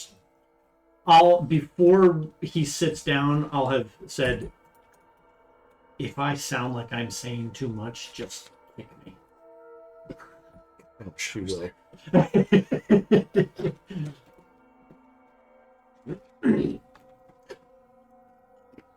So he'll sit down. The waitress, will, it's small talk for a minute. Hey, how you doing? And all that kind of stuff. And then, he'll say, I don't. Who's your associate? This is Suzanna Crawford.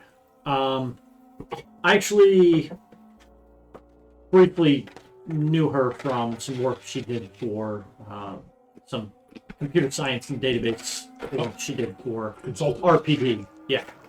Gotcha. Detective Fred Jackson. And she's about. Where's my NBC list? Or I described him incorrectly.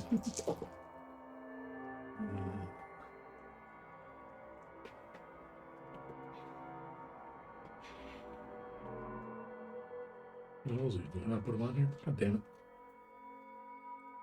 Well, anyway. So he's he's about, 45, 50 years old. Middle-aged guy. He still keeps himself pretty decent shape. Starting to struggle a little bit around the waist, maybe. Getting a little bit chunky. Comfortable, pretty much receding hairline. But, you can tell he was probably a pretty bulked up guy at one point, But, he's pretty nice about things and, just chit-chats a bit. You guys place your orders. The food comes out pretty quickly. You guys settle down to eat. And about 20 minutes later, you guys are pretty much finishing up. And they'll say, so, what did you want to talk about?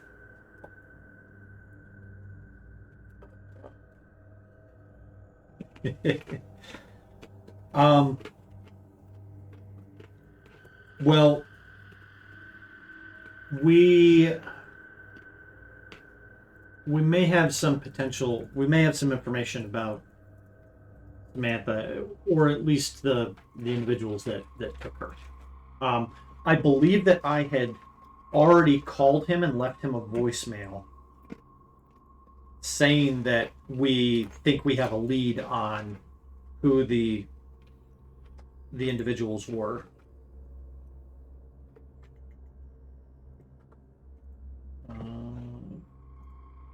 Also, Alex leaves a voicemail.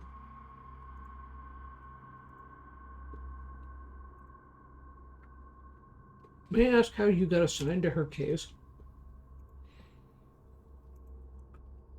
How I got assigned to Samantha's case? Yeah. Well, there's only so many detectives in Webster BD. There's a grand total of 3 of us. So, when a case comes through, we sit down and say, how many cases do you have? How many do you have? How many do you have? I currently only had 4 active, so it became mine. Everybody else had more. Yeah. Does that make me better or worse? I don't know. Sometimes you can resolve things quickly, sometimes you cannot. Sometimes they hang, man. I specifically called Detective Jackson and left a message that said there's been a development with Samantha Rich and to call me, and then that's how we. Yeah, I don't think it gave too much away. Nope, but that was right after Eli had identified the farmers.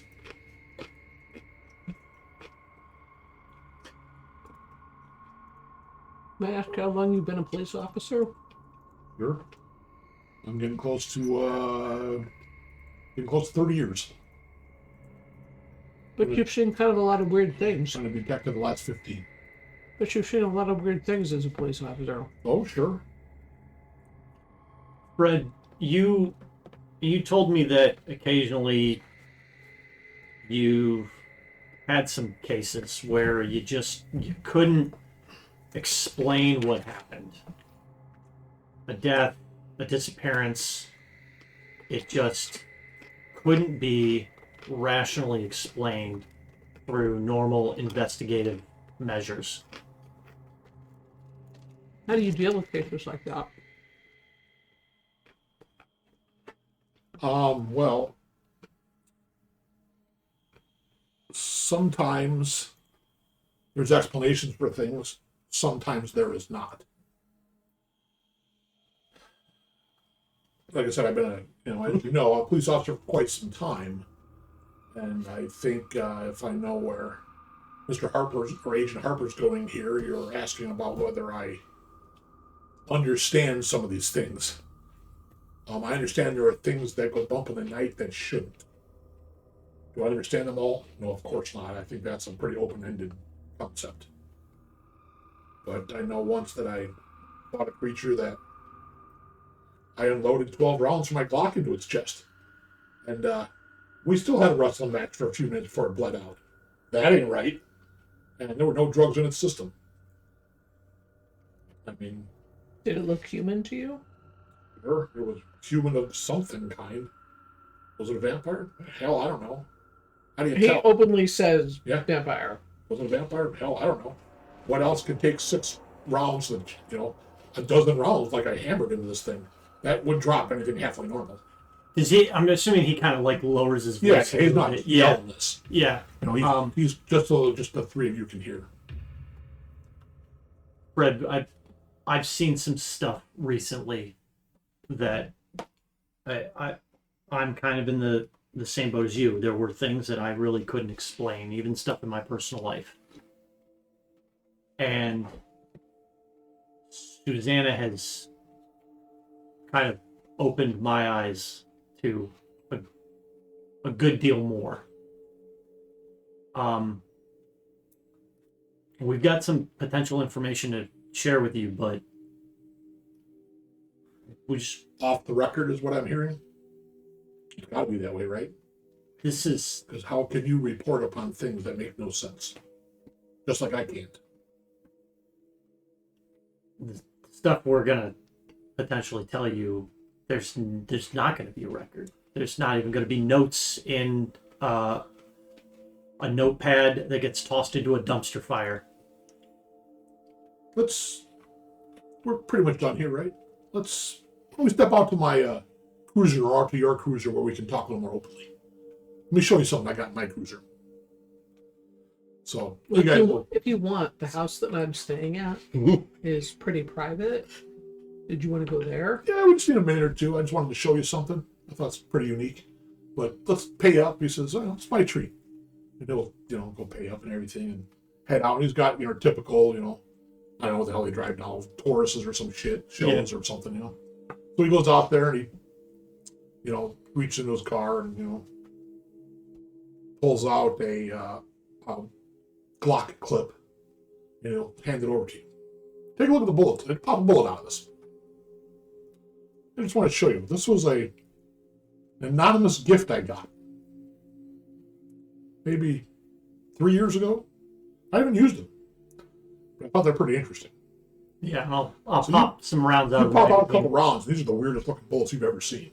So you got your typical brass jacket, or is it brass or bronze? I guess brass, right? And then there's a little, a little lead slug on the end. And then in the middle of it's almost like chem-light. I was told that's sunlight. And these are bullets specifically prepared to deal with it. They called hemophages, also known as vampires. So I got 20 of these rounds mailed to me after I put that guy down we talked about. Who mailed them to you? No return address. No one contacted you before you got that package? Nope. Did you run them for prints? I did. And you've gotten no gifts since then? I've got no gifts since then. But I also haven't dealt with anything that I can't explain for the most part since then. Does that bring any clarity to anything? I mean, I thought maybe they came from the feds or the CIA or something. Who the hell else is paying attention to this crap? Suzanna, pull up the phone. Okay. And I'm gonna cue up the video.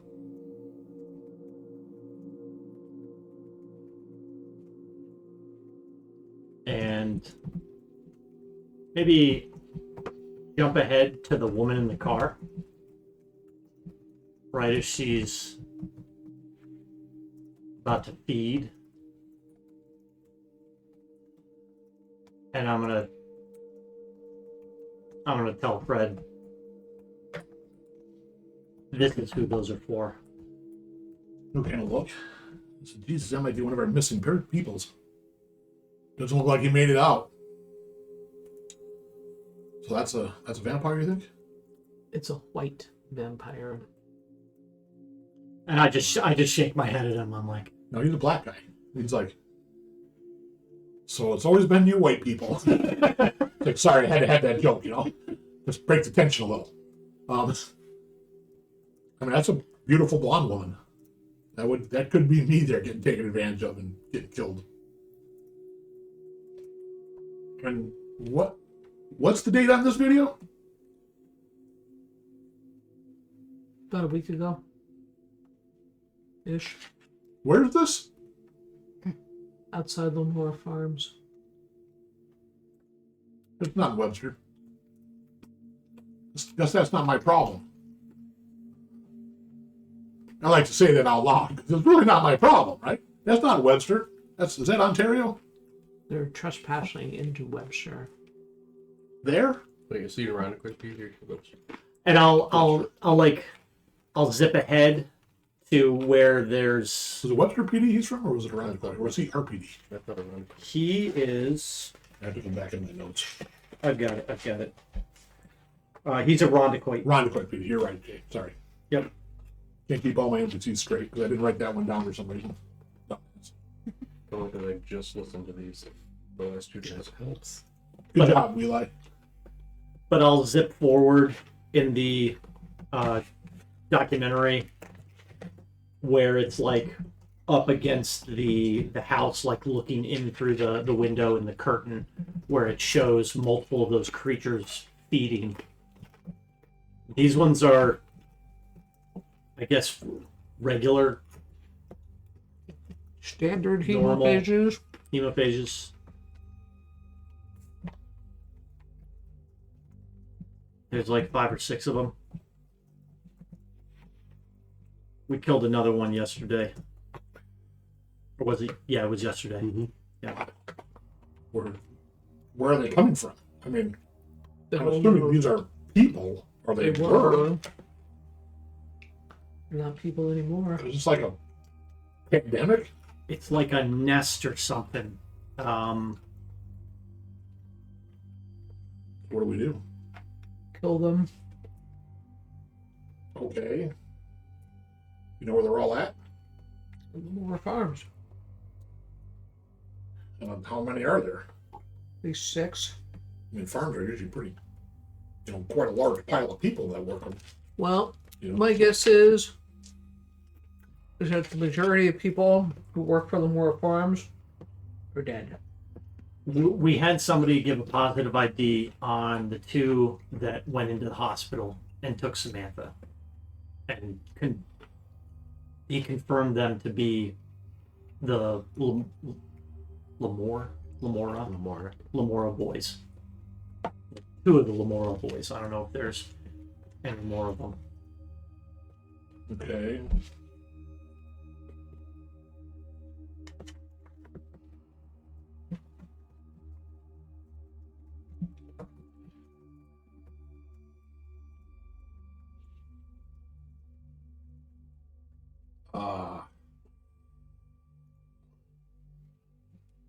So we got a half dozen potential vampires.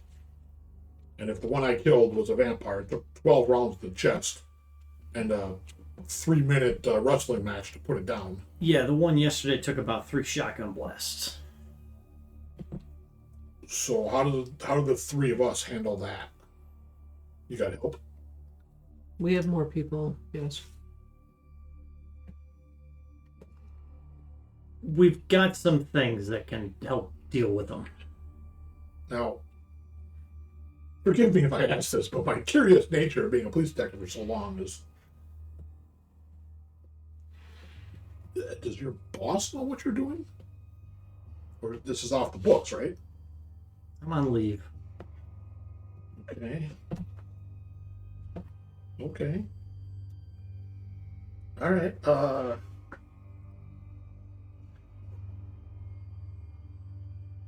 This is like a bad B-rated horror movie. You have no idea. Okay. We've had a week. You've had a week? We've had a week.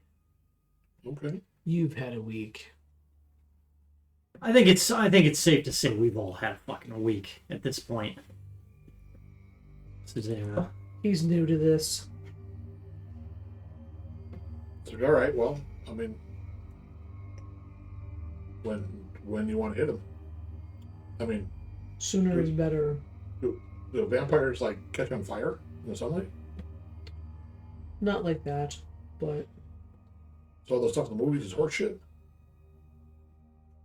propaganda.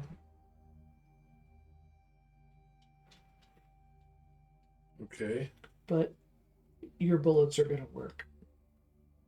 I hope so. That's some impressive equipment you got there. Haven't tried it yet. I haven't ran into anything I can unload on, you know. But I keep them close because, you know, it's I don't want to have those kinds of problems again because you know, it could have gone much poorer. Sooner is better. The longer they're alive, the more they're going to be. And the more they are, the more people they're going to kill. Do I want to know how many people you have? I'm not sure I want to know. As long as you feel you got enough, I suppose. There are whole organizations that do nothing but this. Not vampires? Not monsters. Wait. There's other monsters than vampires? Like I said, we've had a fucking week. Okay.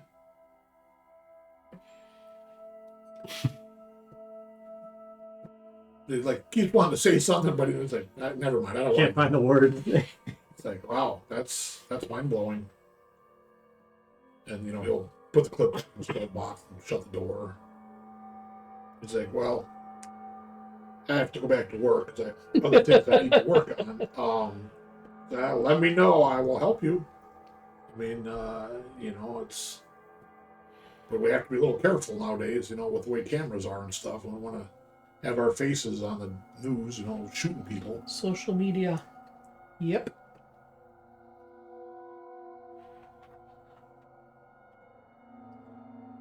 And he'll say, "It was nice to meet you, Suzanna." He'll put his hand out, I think. Shake his hand. Then As he's shaking your hand, suddenly he goes rigid. His eyes go silvery. He says, "It must be done by the winter solstice. Do it now." And he staggers back. He's like, "Whoa! What the hell was that?" monsters. What? He's like, I don't know what happened. It was like I could hear somebody screaming in my head. Did I say something? You did. Oh my god. I need a drink. And he gets in his car and drives away. What's the date today? Saturday from when End of November? Yeah. Okay. So we have until the 22nd of December. I look at Suzanna and I say, I think that went rather well. Yeah, like some rounds like that. Want to know where he got them? All right, we need to make some calls. Hi, Eli. Yes. Let's see what she does. Sorry. Yeah. You went warming. All right. Our apologies for this delay. Back to the reservation. Stream won't know we paused it. So you guys have now moved. Well, you were going in to look at the dagger, correct? Correct. You just looked at the dagger briefly. Are you going to do anything else about the dagger? So what's it? I might have missed it when Eli was looking. I might have been in the other room. What did it look like? It's bone handled. It's kind of a curved like dagger, like a. You would almost think like a cutting dagger for like maybe skinning or something. It's about maybe the blade is maybe about a foot long, maybe about what's that 4 inches wide or so, and it kind of curves down on a curved point. It looks pretty old, pretty beat up. Mhm. It's maybe a bone or an antler handle. Any It's wrapped inscriptions or carvings on No, but it's got some dried, crusty, maybe blood on it. blood on it? Like I said, it looks old. It looks like somebody pounded it out or something, you know? Did Eli pick it up, or is it in the box? No, he was just showing you. It's in a little metal, like, pistol box or little metal keepsake box. Was it hidden away or just sitting on the shelf out in the open? It was just on a shelf in the Oh, closet. okay.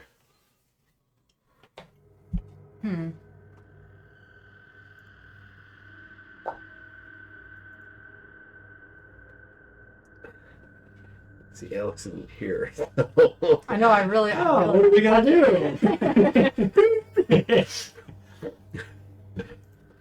Having it so close to us, could I try to focus in on it and try and get a read from it? Because I've gotten visions before. Probably not without putting your hands on it. Yeah, I know. I'm not there. No. Pretty tough to focus on something without, trying to get a feel for it without really putting your hands on it. Okay. And from folklore, occult knowledge, I do think this has been involved with rituals, right? Or You believe is because you guys only had one success. correct. That it is a ritual dagger, called an athami. We could ask. Whether it's been used for rituals, you don't have a good way of knowing unless you try to dig deeper into this. Oh, we're not going to have the time. We got to do it Yeah. now. I am going to reach in and grab the handle to see if I can get a sense. All right, fantastic. Yes, I know. It has to be done because he's going to come in anytime. What? Why is the hair on Alex's neck standing up? Alex is Give me composure plus expression empathy, whichever one you like. all right, and also You keep me fine with like a death save at this point, right? You know, Well, if you take possession of the demons, then that means old boy is free. Our job is done. Then he can hopefully control it. well, I've got natural medium, so I'm immune to can't possession control by his spirit. own alcohol impulse. You think he's going to control the demon? Okay, we got an 8 and a 10. Okay, Other 2 demons. successes. All right, Other so demons. you reach down and after a little look back and forth with Eva and Eli, and you're like, we ain't got no time. You reach down and grab it, pick it up. And so Gavin kind of stumbles back and sits down on the bed while he's holding this knife. And you see a flash of firelight, woods and trees in the background, the smoke rising up. The smoke is in your eyes. And you can hear some kind of ritual chanting or something. And it's almost like you're there doing it. And you think you hear something about there's complications. She's pregnant. We need this corrected. We need this child to be okay. And there's this something is growing out of the fire. And then you hear the squeal of something. And the knife is red. Drop it. Then you drop. Clunk. So what was exactly I heard again here? We need the... Or did you write it down, Shawn? There's complications. She's pregnant. We need this child to be okay. Wheel? Knife was red.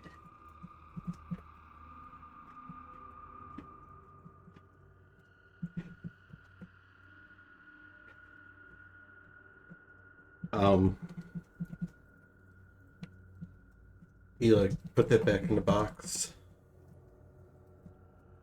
You just dropped it on the floor? Yeah, it was hot to my touch, so I let go of it. Yeah. But even if you just put the box in and I'll kick it in. Okay. I think I got an impression while holding it. I think maybe he was trying to use this to help his girlfriend.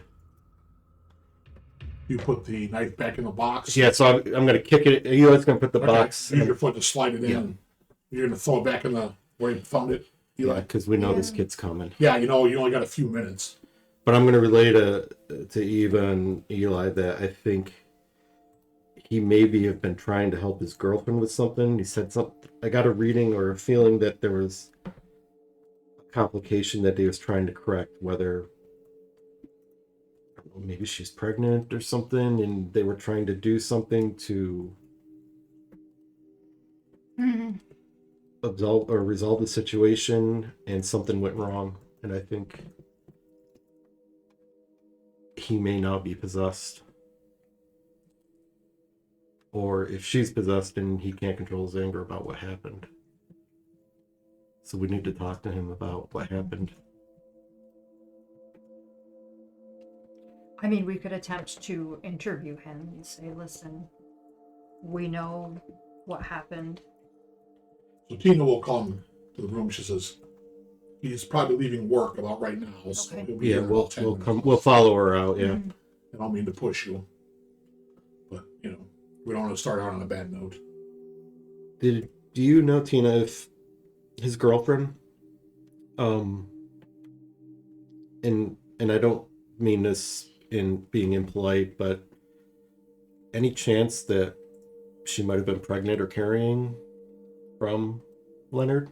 I mean, they've been together for a number of years. I mean, it's overly possible. They were young. How often do you see her often or no? Probably haven't seen her. Do you think this is something he would have told you or tried to keep hidden from you? I think the old Leonard would have told me. But I probably haven't seen her in, I don't know, 6, 7, 8 months.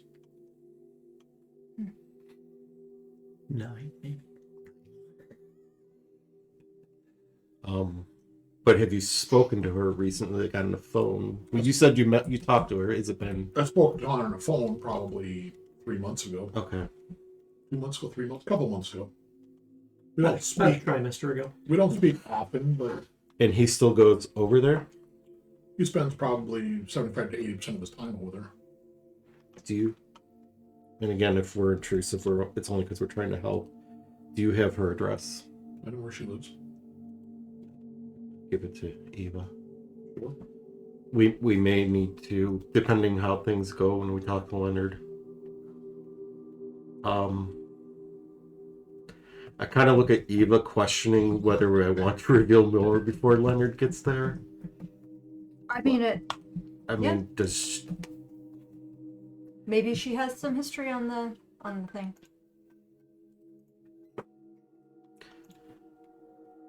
Tina, before he gets here,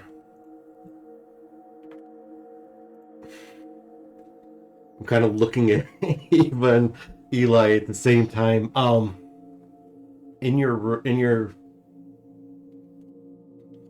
it nephew? Yeah. In your nephew's room,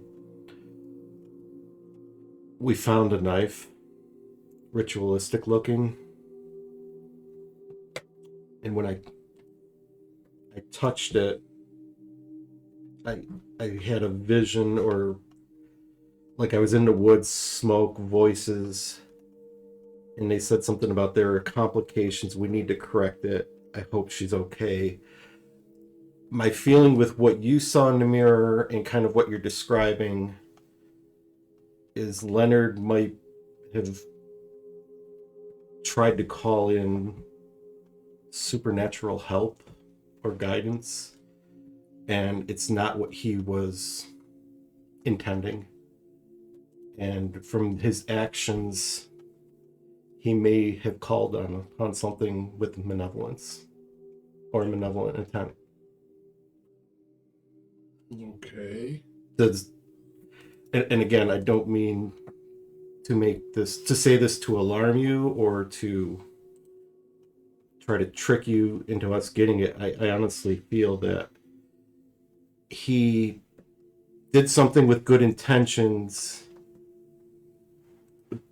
but the worst outcome happened.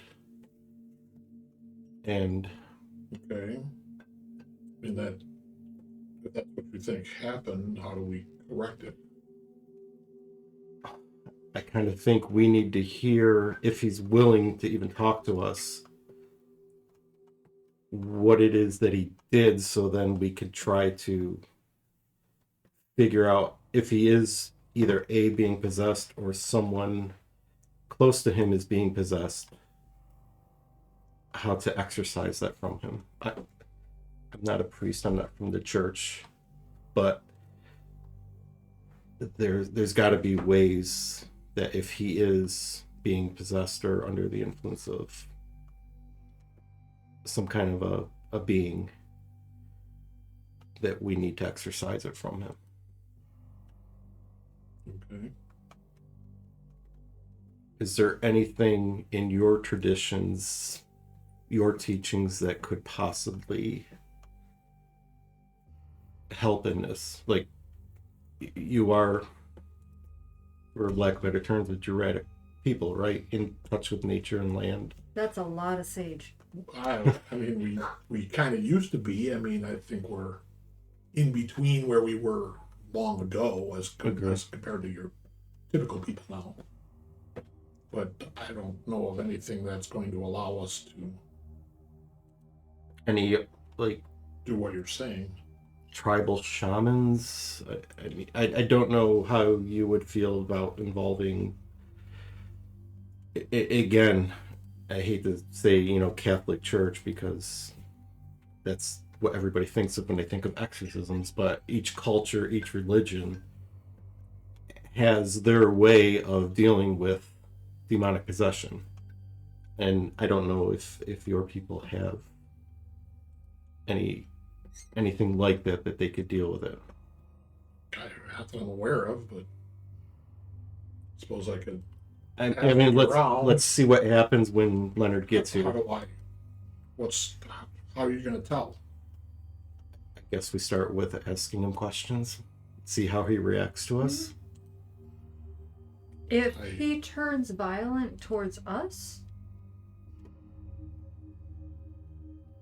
we're going to defend ourselves.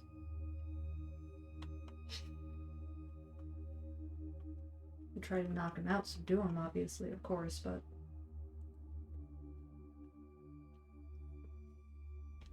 it's gonna get ugly if he's got a demon inside of him. Well, then leave. I don't need a gunfight in my house. No, we don't want that. I mean, if you can't help him, then, do something else. I think physical confrontation, I'm not sure what that's going to do for us. Mm-hmm. We don't want that. No, it's not going to help anything at all.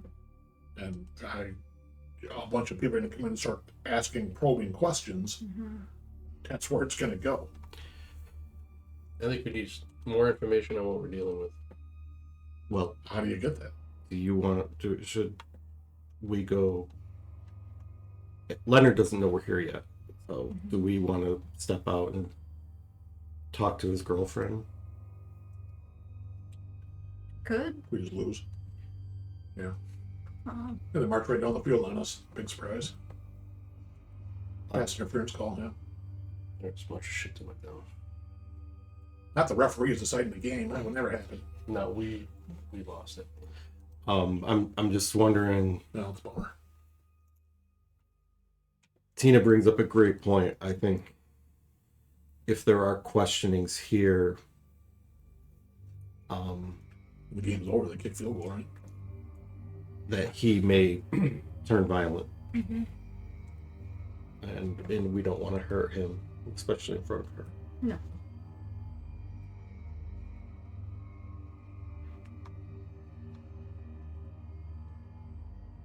Yeah, maybe we leave before he even gets here. Go to the girlfriend's house. See what else we can understand before approaching him. At least find out if she knows anything that happened. Yep. Before we approach him. How directly. long will your nephew be here at the house? Should be here shortly. I mean, but how long is he staying? How would I know that? I mean, does he normally just shower and then leave and go to his girlfriend's house? Generally, shower change. And Swap from here to there? Okay. Go to the girlfriends. Yeah. We got an address. At least let's. We could talk on the way too. how's it going to be any different if you go there? At least we can learn to maybe find out what had happened Try to piece together the puzzle and without causing a direct confrontation right now. Well, you probably got I don't know, maybe an hour. Did you tell him that he was coming here to meet someone? No, Okay. he doesn't know about He it. doesn't know we're here. No. So it's probably best if we do leave now. Maybe it's better if you leave, if you go over there and talk to Lena. What's her name? Yeah. Lena. She's a couple miles away, Salamanca. Yeah, you want to give her a call and tell her that we're headed over there and we're trying to. If he's complicit and I call her, she'll run. Interesting. Because who do I tell her's coming? People to check the demon in your boyfriend? Mm-hmm. I think you're better off knocking on her door, surprising her. Okay. That's my thoughts on it. I mean, I'll call if you want. No, I think we need to go over and then maybe, instead of all three of us entering and approaching, Eli and I will stay in the truck, and if you want, I think that'll work better than three people, two of them being men, approaching her. Mm-hmm. We can either stay in the car or, park out front, not even pull in the driveway. But yeah, we're gonna leave. We'll tell Tina, we'll see what we can learn, and then we'll touch base with you or reach out to you afterwards. Okay. Let me Again, know. we don't want to hurt Leonard. Work with you best I can, but If you can try to just stall him for a little bit when he gets home, sure, I'll try to keep him here as long as I can. feed him something, I don't know.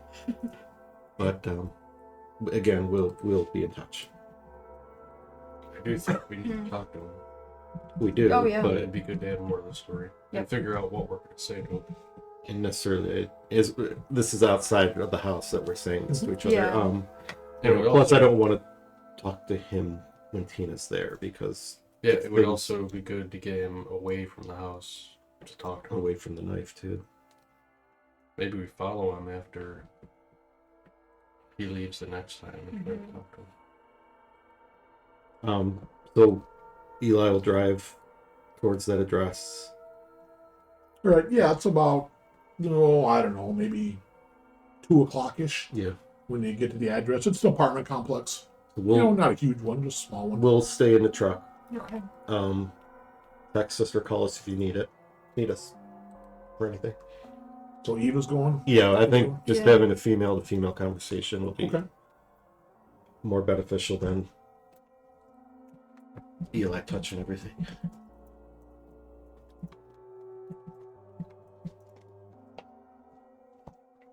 All right, so you roll up and, upper floor apartment, like inexpensive ones. Knock on the door. Knock on the door. Yeah. All right, a minute or two later, you see a young woman answer the door. She's pretty. You can see that she's pretty big. Oh. There's a bun in the oven. Okay. We'll say, hello? Hi, Lena. My name is Eva Green, and I'm a friend of Leonard's aunt, Tina Abrams. Okay. We heard that Leonard has been having some problems, some aggression problems, and we want to help him, but we kind of want to understand a little bit more about what's going on. I don't know if you need any ID from me, but we were just wondering if we could talk to you without him around, if that would be all right. Well, he got off work a while ago. I would assume he goes home and cleans up, and then he usually comes over. But We'd like to talk to you first. we? I have a couple friends with me, but if you're more comfortable, I can just talk to you. That's totally Well, understandable. why don't too. we step inside for a few moments? Sure. So you'll see the door, shkunk, and Eva goes inside.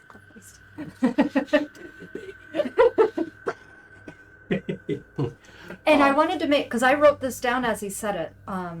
The ritual that you heard Mm-hmm. said there were complications. She's pregnant. We need this child to be okay. We need to correct it. I don't think it was she I was thought it was- pregnant. Oh. I thought it was this needs to be resolved. Oh, maybe I read it wrong. I wrote I wasn't down there. there's complications. We need to correct it. I hope she's okay. No, I Okay. could. We're playing telephone here. I don't Right, know. right. It definitely said the child needs to be okay. I hope she's okay. I hope the child's okay. something. So you move in this apartment, and it's a little light. There's not a ton of stuff in here. It's obviously the money's an issue. It's a little bit tired, I would say. Some of the furniture is a little mismatched. It's not necessarily messy, but maybe a little cluttered. Quite a bit of stuff everywhere. It looks like maybe a small, maybe one-bedroom apartment. And you come in, and you got your living room area, then you got a little kitchen area, and then it shoots off probably to a bathroom and a bedroom. There's a few things around, and let's say, can I get you some water or tea? I actually just had some water Okay. at Miss Abrams' Please house. sit down. So there's a little kind of dinner table, basically 3 chairs around it, one kind of tucked in the corner. Okay. She'll pull out a chair. Please sit down. Are you... How long do you have? I'm due in about 3 weeks. Wow, congratulations.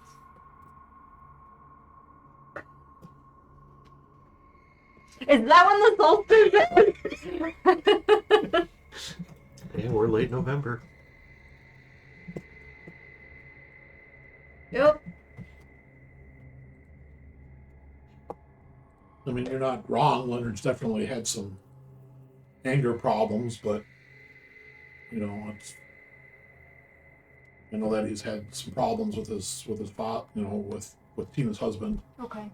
but I think he just kind of pushes buttons a little bit and pushes him a little bit, and Leonard gets nervous. He's because he just can't control what's happening. I've had some problems. I've lost 2 children already. So I'm so sorry. this is the farthest along I've come, and the doctor says, a couple months back, where things weren't right. I was having some problems, and the doctors weren't too sure the child was going to make it to term, and but we've tried to do everything that the doctors have said, and it seems like it's righted itself, and the doctor is pretty happy with how it's coming along, and doesn't see any reason why. Even at this point, if it was born, it would just be premature. But it seems like it's a healthy baby. Good. So I don't know if Leonard's, frustrated because of what's happened. And I've talked to him and told him he's got to calm down and he shouldn't get into it with him. And, if it gets that bad, he should just leave. Come here and, he's never really put his hands on me, I mean, we've had our arguments, who doesn't? But he's been a good man, and I love him. He tries. He's a little bit lost, I think, but I know Tina tries to help him. She wants the best for him. She's very kind. But are you a counselor or something? Just a friend of the family. Hoping to help. How long ago was it that he started the aggression? I don't know, maybe a year or so. Maybe a little less. It's kind of blurred a little bit. Yeah.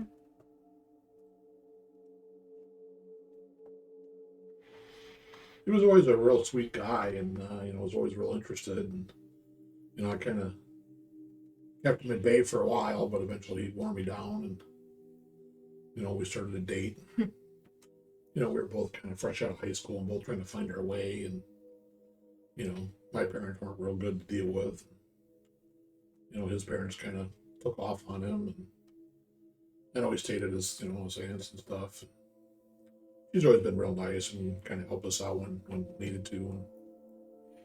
And, Leonard's always been good. He gives me money to help me pay rent and, pick up groceries. And he doesn't make a ton of money, but I haven't worked lately. I've gone on to maternity leave at this point, but at least I get a little bit of something, and I do work when I'm not like this. Not that we're, crushing it, but we're trying to make plans. I think we'd like to get married here soon, as long as we can get this baby situation under control. I'm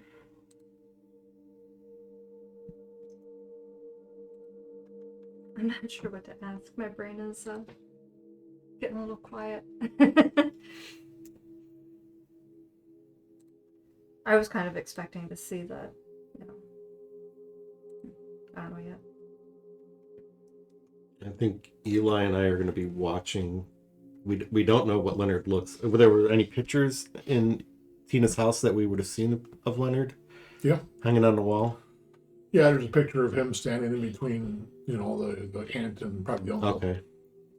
Big guy. So, I mean, we're kind of just... Oh. I think as we're sitting out there, we're going to be just watching for someone fitting that description. Yeah, you would say 6'4", 6'5"-ish, maybe If 2 we1/4. see him, we're going to have to follow him in because she's up there by herself. Jesus Christ.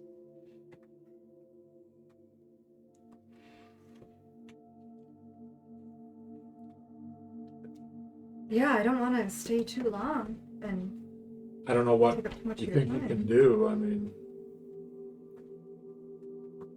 I think he's just stressed out. I think when the baby comes, I think things get better. Okay. I hope. I know he's just been on edge and is just, his temper is just quick to get there, and it never was that way. He was always a pretty patient guy. And How much time has elapsed when she's she's probably been inside 15 minutes. All right, I'm going to shoot her a quick text. How's it going? Okay. Sorry, my friends were just checking on me. I'm coming to strange house What's by her myself. condition? She's fine.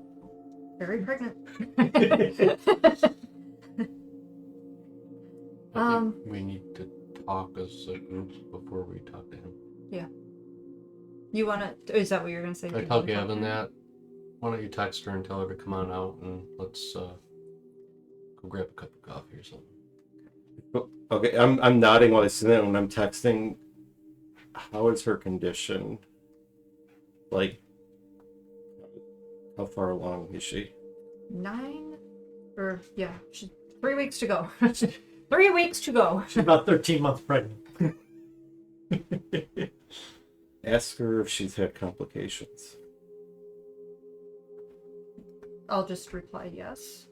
No, ask her. Because she said she's had With other 2 ones, babies. but ask her. No, she said that there were some early complications with 2 months ago. Yeah, I know, but she hasn't relayed that to me yet. No. I'm kind of asking her. I know that if I were there, I'd have been like, well, Sorry, I thought Shawn was saying she. no. I thought you said that she did. I just replied yes. Yeah, that's all. Complications, yes. How are you going to help Leonard? We're not sure yet, honestly. We were concerned maybe he needed some mental counseling. We're just not sure. No too many young fellows that are going to volunteer for that. I'm pretty sure I don't know any. No. You can be a little stubborn sometimes. Okay. Okay. Well, we don't want to take up too much of your time. I don't. My friends are in the truck. But I want to leave you my number. Okay. And if I don't know if you are ever in trouble, just Sure. don't hesitate to reach out to somebody.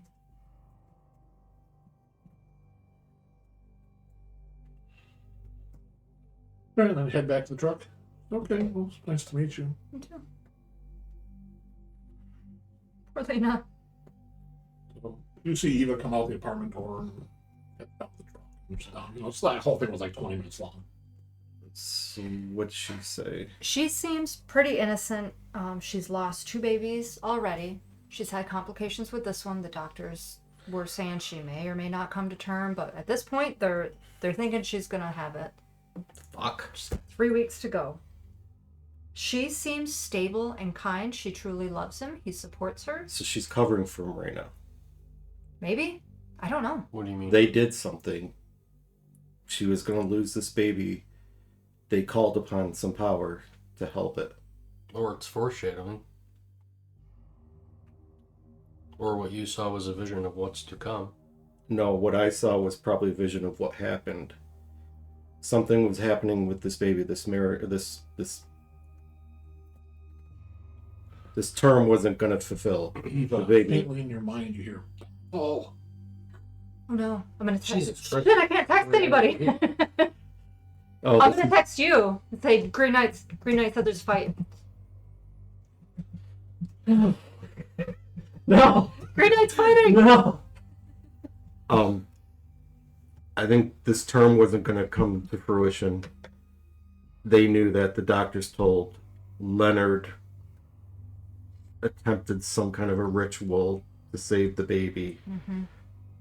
Lena's covering for him for now with whatever happened in the woods that night. She can't remember. I think she remembers. I think she wants this baby bad enough that she'll cover for They it. did this ritual together. She obviously had to be a part of it. So Do you think this is a demon or a spirit? you're Demonic. in the middle of talking with Detective Jackson. Well, he had his vision, or his eyes went white, and he locked up and said that thing. Then got in his car. It's starting to drive away, and you guys are standing there now talking. Yeah, and I was like, I told Suzanna, I was like, I think that went really well, and then ding ding, Great nights in a fight. fuck. All right. Hold that thought. Yeah. I call Marcy. Okay. Hey, what's up? Have you ever had to deal with demonic possession? Nope. Demons. We got demons.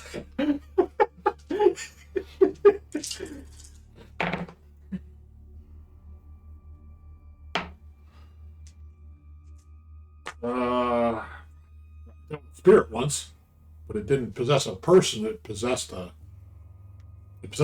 horse. No. How do you tell the difference? Well, good point. If it was possession, would you try to get a Catholic priest? Hell, I don't know. I don't know any Catholic priests. If it was possession, what would you do? How much are we going to get paid for this? Exactly. That's my first question. Does it matter if we save this person? Yes, we're going to get paid for this. Didn't you tell me there was some guy that could do this stuff? Is that one of these funky New Wave churches? I Thought told you mentioned that? something Oh, like yes. that. Yeah. The The guy with the Minister Davis. Minister Redmond, Davis Redmond. First Unitarian Church. That was my other thought, is that we take him with us, but I don't know about that. No, we need to take her, the baby.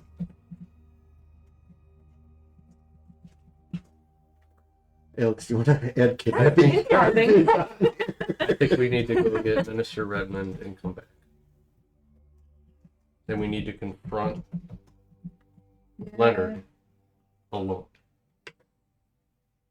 So you want to drive 3 hours back up to Rochester, convince a man we haven't spoke to yet to drive down to Salamanca to exercise. I don't think Lydia. there will be much convincing based on what we've learned about this Redmond in the long night. Hold that thought. Eli, stay in the truck here and watch for Leonard. Okay. If he comes, try to stop him. We need to go talk to Lena and find out what happened that night. You need a presser? Suzanna, get in the car. Why? Okay. There's a Do you fight. think we There's a need fight to find at out the what happened? Okay. I didn't see your vision. Yes, I don't know if she was there. I don't know. This is about her. This resolves around her. Okay. You switching over? No, I was just making Oh. sure they were driving. They got Okay. in the car and are Okay. moving with some urgency to the house. Either we just pack up and head back to Rochester and try to convince a man we never met to come down and perform an exorcism, or we go to Lena and See if we can get more info out of her. it, Okay. Or we try to convince him over the phone and have him drive out here. you can call him while we're upstairs. We don't have a number. All we know it's First Unitarian Church of that. Try that. Okay. Yeah. All right, let's go. Okay. As we're walking up the stairs, I think we need to be upfront and open, and it may. I didn't have. She may be upset when we bring this up, but we need to know if something happened that night. Okay. I'll knock back on the door. Hey, Lena, it's Eva again. It takes her a minute. She answers the door. Hey, Sorry to bother you. This is Gavin. He has. All right. You mind if we come in again?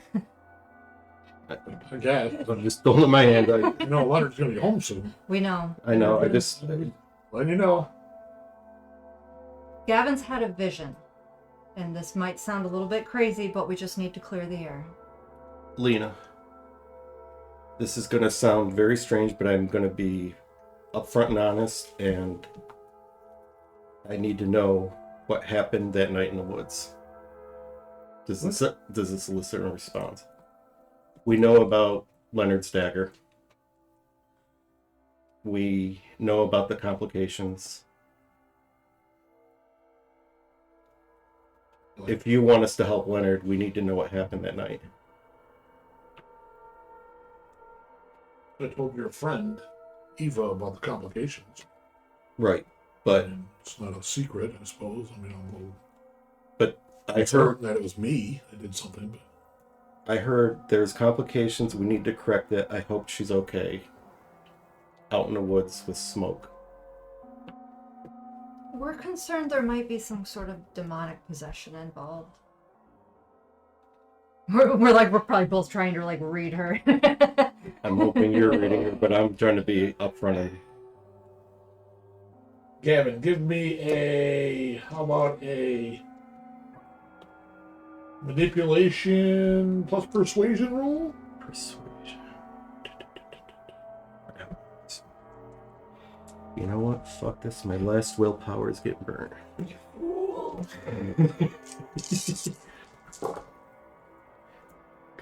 Okay, there's 3 and 10. 3 successes. Let's go.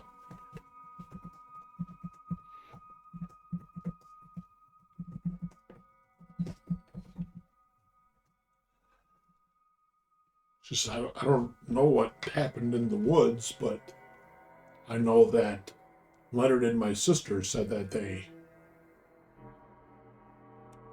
spoke to the spirits to make the baby healthy. So Leonard and your sister went into the woods. My sister has been living with our great uncle, who's a medicine man. Is Lena First Peoples to... She's native. Okay. Lena, I don't say this to scare you, but the vision I had when I touched the dagger in Leonard's room is that he might have been worried about your baby that you're carrying, and that during this ritual, for you want to call for lack of better terms, opened himself up to possession. We're not going to do anything to Leonard. We need to think about how to deal with this, but if at any point you feel afraid, you need to go to Tina and seek protection. We will be in touch with Tina. Would you be open to giving us your sister and the medicine man's information?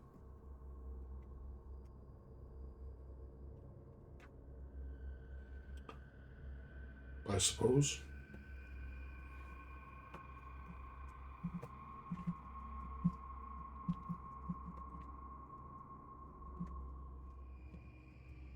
Feel a little bit better knowing that she wasn't there.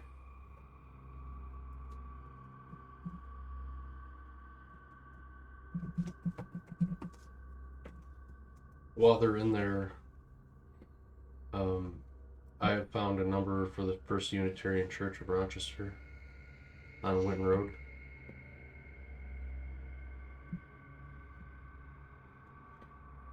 Sister's name is Jenna.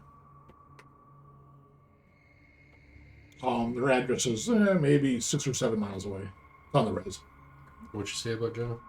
That's the sister's name. Lena's sister. My great uncle is quite up there in age, and he's a little wacky. Thinks we're still fighting the white man. Doesn't realize where the money comes from anymore. I missed what was said about the sister. I'm gonna look, Eve. I think we need to go now before Yeah. Leonard gets Pulling into the driveway. We'll walk Yeah. now. Yeah. A pretty decent looking Trans Am, kind of a newer model. Amazing. And, kind of comes in kind of hot. Not super hot, but, typical young guy style. Into the parking lot. Gets his spot. Climbs out. That's a big dude. And you're like, ooh, we don't want to fight with that guy if we can avoid it because it's going to be rough. You're a good sized guy. Eli's a pretty good sized guy. This is also a pretty good sized guy. And he gets out. He's just blue jeans. Got his hair pulled back in a ponytail, and his open shirt. He's wearing a jacket. And, it's not super cold out. But he gets out and starts heading up, and they're still inside. I quickly text Kevin. I'm like, Gavin. Gavin. I quickly text you and say he's here. We are from the Mormons. I was going to say. Yeah, as soon as I hear that text, I'm gonna grab Eva's arm. We gotta go. Okay, so he's moved down to the stairwell. They're going to have to go down. Right, we're gonna pass him. So I step out Walk of by. my truck and I kind of try to intercept. So he'll kind of slow down as you kind of, move to intersect. Are you saying something to him? Or? Is he out of the car? Yeah. He's walking towards the stairwell. Hello, sir. How are you today? I'm okay. Hi, we're here with the Latter-day Saints. And my companions are inside talking with your girlfriend? Give me a manipulation plus persuasion. Punch you in the face. Can Eli be a Mormon? Can we lie be in the Barn boy. What the fuck? Why is this? Sorry, what'd you say? Manipulation plus persuasion. Yeah. I think I had to do this before and it was not a good outcome. If you have willpower, I would say blow it. 1. I have 0 willpower Oh. at this point, Gavin. So 1 dot manipulation, 1 dot persuasion. Well, at least she got dots. Yeah. Good. So that's 2 dice. That's better than the No one. dice.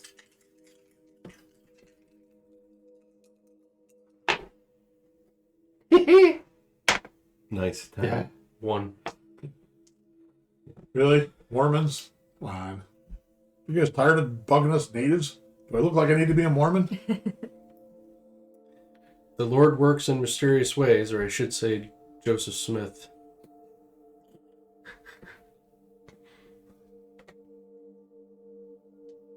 We don't mean to be a bother, and we actually were just leaving.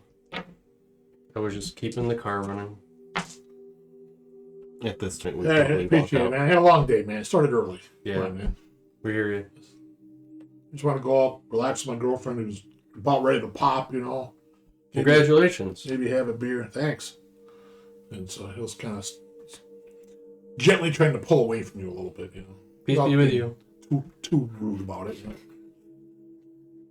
So you guys have gotten out the door Yep. now and are heading down the walkway. We're probably And passing he's coming him. up and he's passing you and he'll kind of look at you guys.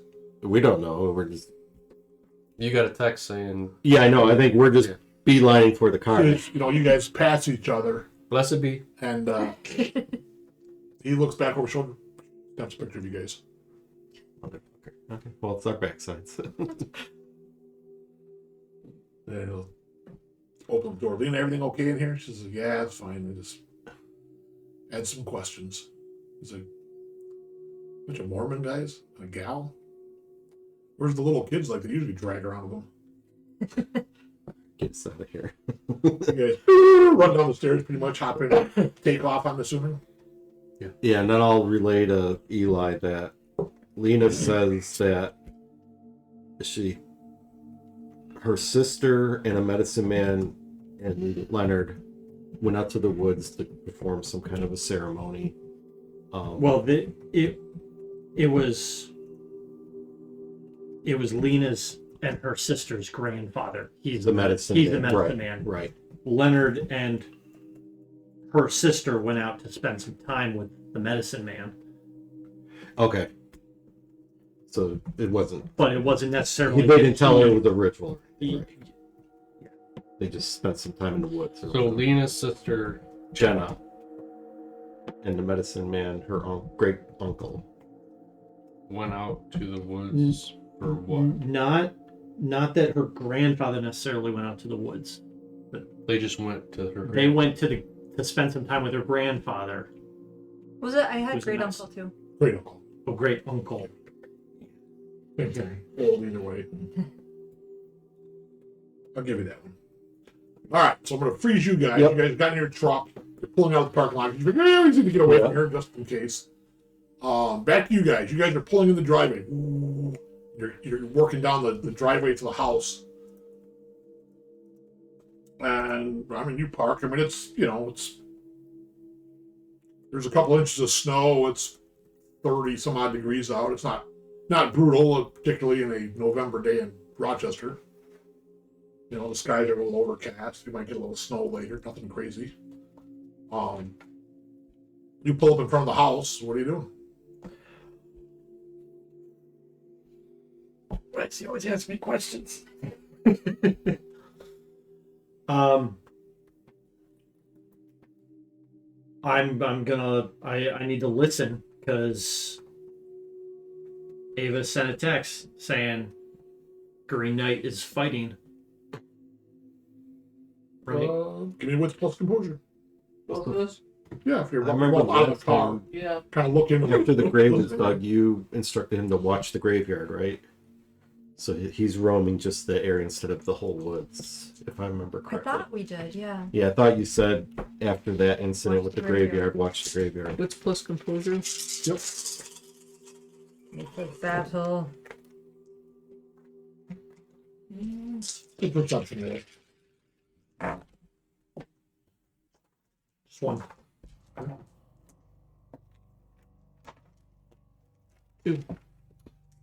Well, you guys are kind of standing there. You're kind of trying to listen a little bit. And, I mean, it's not a bad day out. It's about, I don't know, 2:30-ish roughly. And you're like, you don't really hear anything. Suzanna spots the Green Knight walking up your eastern perimeter. It's the Fomorian area. Yeah, it kind of used to be where Laura used to hang out. Right. She's that way. Well, it's over there. Okay. I'll pop open the trunk of the cruiser. Grab a shotgun. And start walking over there. Okay. Yeah, I mean, you close on him. You can see him. Once she kind of points him out, you can see him strike. I want to see if it looks like he's been wounded.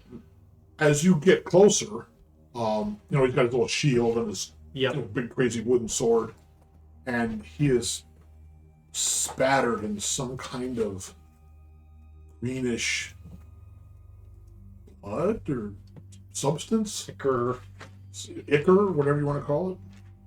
His? No. I mean, he's basically tree roots, so Yeah, you'd think like he would have like broken branches and splintered wood. I mean, there's some of it. It looks like he's obviously been scrapping, but whatever he was fighting with didn't do a lot of damage. Just little stuff. Are there like claw marks on his body or shielding? Mostly on the front of the shield. There's like claw marks and scratch marks and stuff, and there's a little bit of like on his arms and stuff. Okay. But it's pretty minor for the most part. Doesn't seem to affect him a whole lot. If I get close enough, can I see like how many claw marks are like dug in for like one scratch? 3 fingers, 4 fingers, that kind of thing.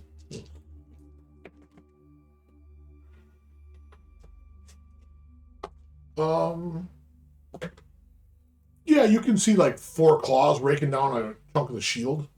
I mean, you would say they're, normal sized.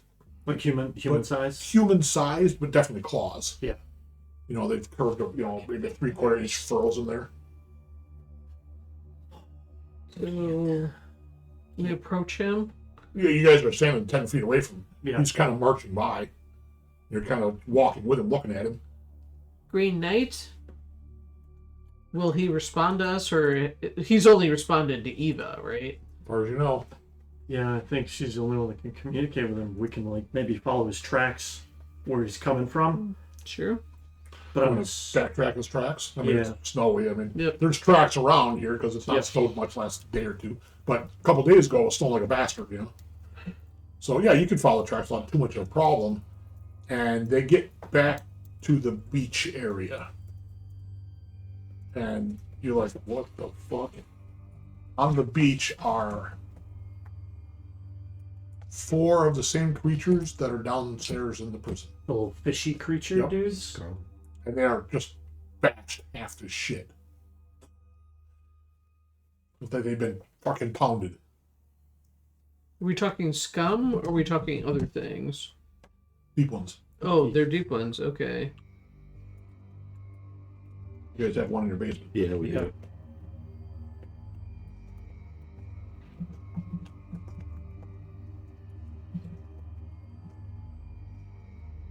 We find 4 corpses. Yep. Obviously, Green Knight hammered them, so.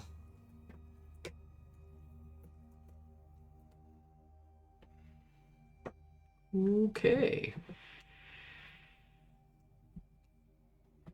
There may be, 20 feet up out of the water. They're not far from the water's edge. Well, because they would have had to have been out of the water. Like, he wouldn't have. We don't think he would have gone into the water.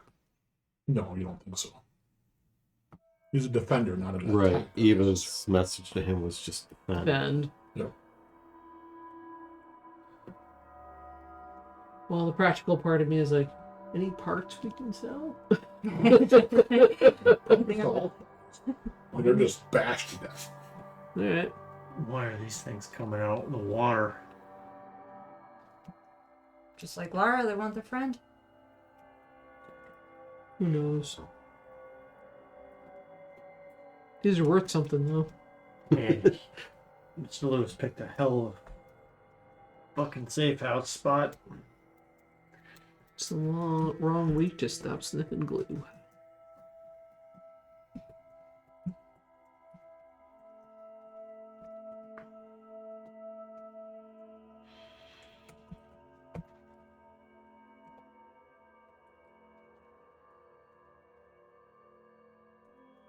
So you're looking at these creatures. Yes. The only time I've ever seen one is down that basement. I don't know what the hell this thing They is. look like a little bit more bulbous creatures of the Black Lagoon. Yeah. They tend to be a little bit more chunky, a little less light. Okay. She's thinking dollar signs. I mean, it's a sea monster, right? Effectively. Sure. Let's go with that.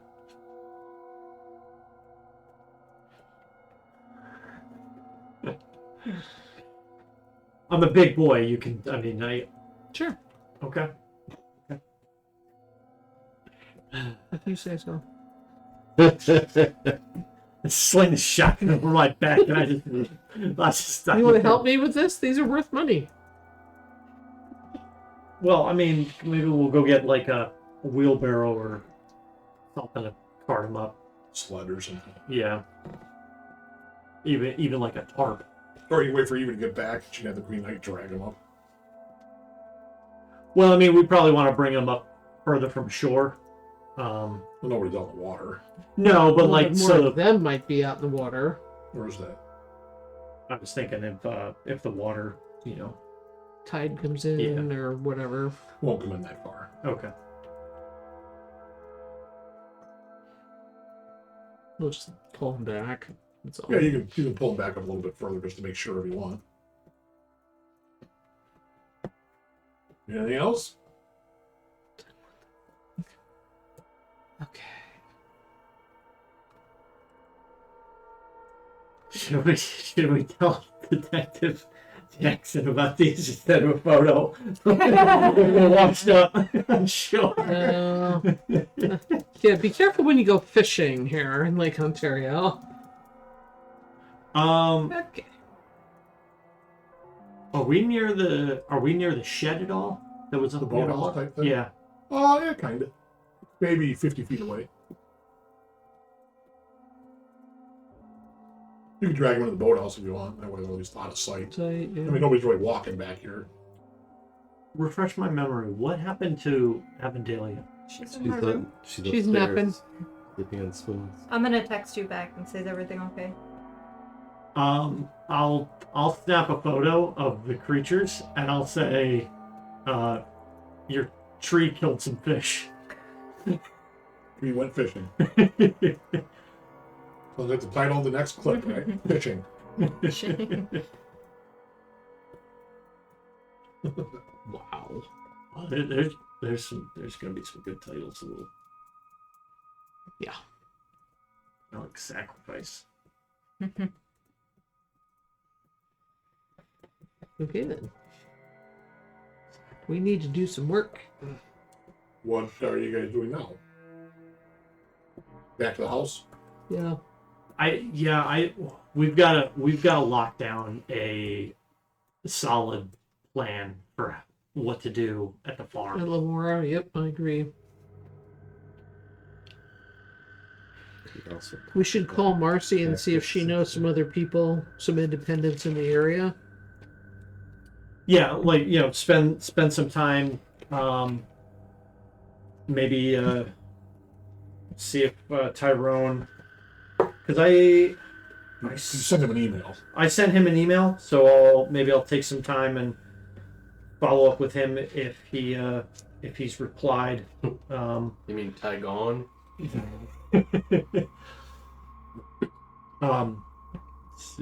And then maybe coordinate for some time for Detective Jackson to. He hasn't responded. Okay. No, I bet he hasn't. Like, fuck these dudes. He is not coming back.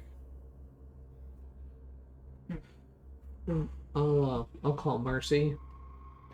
See how she's feeling. I'm getting better. I mean, have a bit of a wound for a bit, but it is what it is. How are you doing? I'm fine. You're fine. Okay, I guess you heal better than I do. That's the story. I'm sticking to it. Okay. Any vitamin supplements you're taking I need to know about? Not really a supplement, but A lot of iron. yeah. Do you know any other independents in the area? Hunters, you mean? Yeah. I mean, I can reach out to others. I don't know of any that are really close. I mean, we think, TFV's got to be around. Yep. We need to deal with more farms, and we need more than what we got. Well, I mean, the price for calling those guys in. You can, but No. Well, we're sort of scattered. A lot of us are hurt, and it's probably going to take more than 4 or 5 people to take down Lamora. well, does it have to happen in a day or two? It has to happen with good intelligence by December 22nd. We've got 3 weeks. We've got plenty of time. Probably sooner is better, but I'd like to save the girls. I don't think we got plenty of time. I need a week to feel like I can be involved in an actual assault operation. Yeah, no. a week's I good. mean, quick stuff, whatever.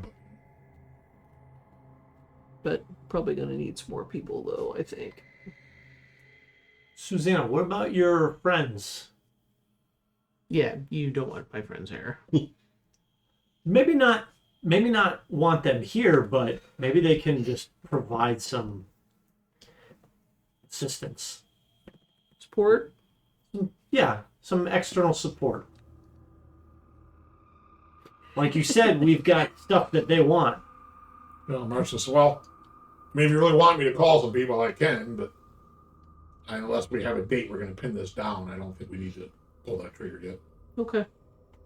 But, I mean, I can call people. It might take them, depending upon their availability, it might take them a couple days or a week or something. But Well, as you say, we have a little bit of time. we got a little bit of wiggle room. World's not ending for at least 3 weeks, right? At least. So, All Scooby-Doo needed was a night. yeah. All right, well, I'll talk to you. All right, feel better. Yep.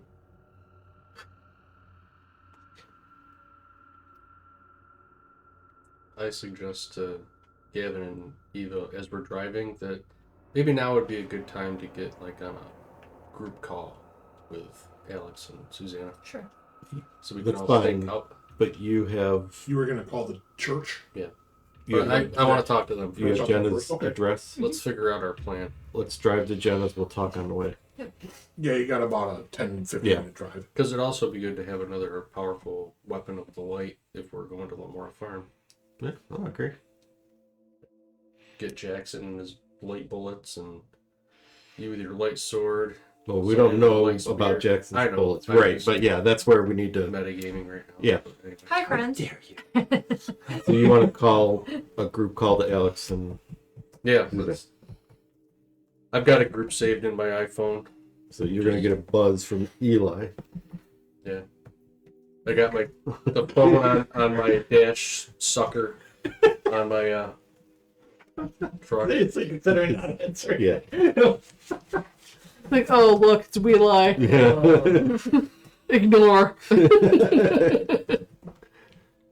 Call me Karen, motherfucker. I'll let it ring a couple extra times, but I'll answer Yeah, it. you're just getting in the house from being Yeah. out back. And phone rings, you see it's Eli's Eli. screaming, "Pick up, Boomer!" Boomer, Karen, we gotta talk. It's probably, I'm going to say it's 3:30-ish, maybe, give or take. So I got Gavin and Eva in the truck with me. We've got a situation we gotta talk about, and you probably got one you want to talk about too. Why don't you go first? The Green Knight's fine. He killed some of those deep one fish creatures, whatever. Oh, 4 of them. 4 of them. Yeah. Mushed them. Can we sell them? Yes. Sweet. Hmm. Cha-ching. How'd your meeting with Detective go? Enlightening. It was interesting. See what I did there? It actually was pretty productive, I think. He got possessed or something though when he was leaving.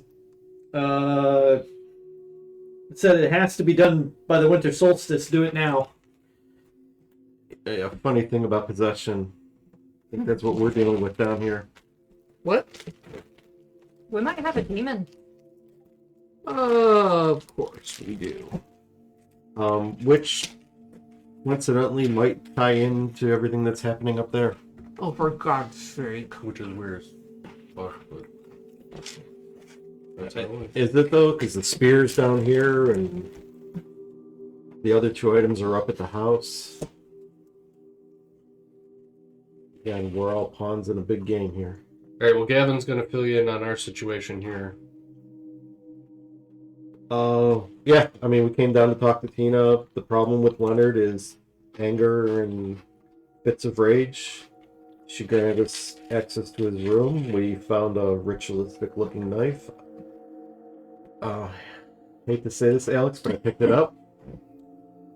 It had to be I done. had a vision of Leonard and possibly a couple of other people doing some kind of a ceremony that may have gone wrong and ended up with Leonard being possessed.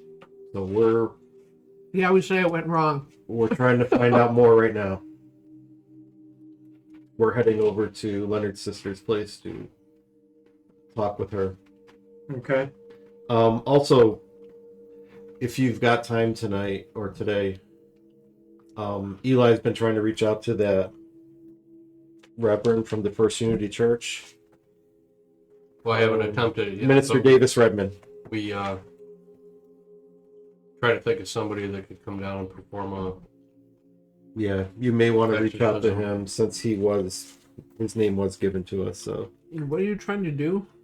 well, we might have to perform an exorcism. We asked Marcy too, and she reminded us about Redmond. Can I ask why Ed? tribal shamans haven't tried to do something about this? We're going to talk to them next. But according to Tina, she says a lot of that Doesn't happen anymore. just right. You know, it's time and technology and science and religion have kind of replaced all that. Ed thought that the First Unitarian Church was a ritual sacrifice site. Where'd you see? Ed followed a man to investigating sites dealing with ritual sacrifice. Watched him for several weeks. Noted the long night. What's this guy dealing with him? I don't know. Maybe if you want to check him out, I don't know what else you guys have got planned tonight, but we're probably not going to make it back up there tonight. By the time we get done talking with all parties, it's going to be evening, and yeah, we might have to spend the night down here. Can you check on Avondalea too? When you get in the house, if you're not already there. Oh, we're here. Yeah, we'll check on the silverware.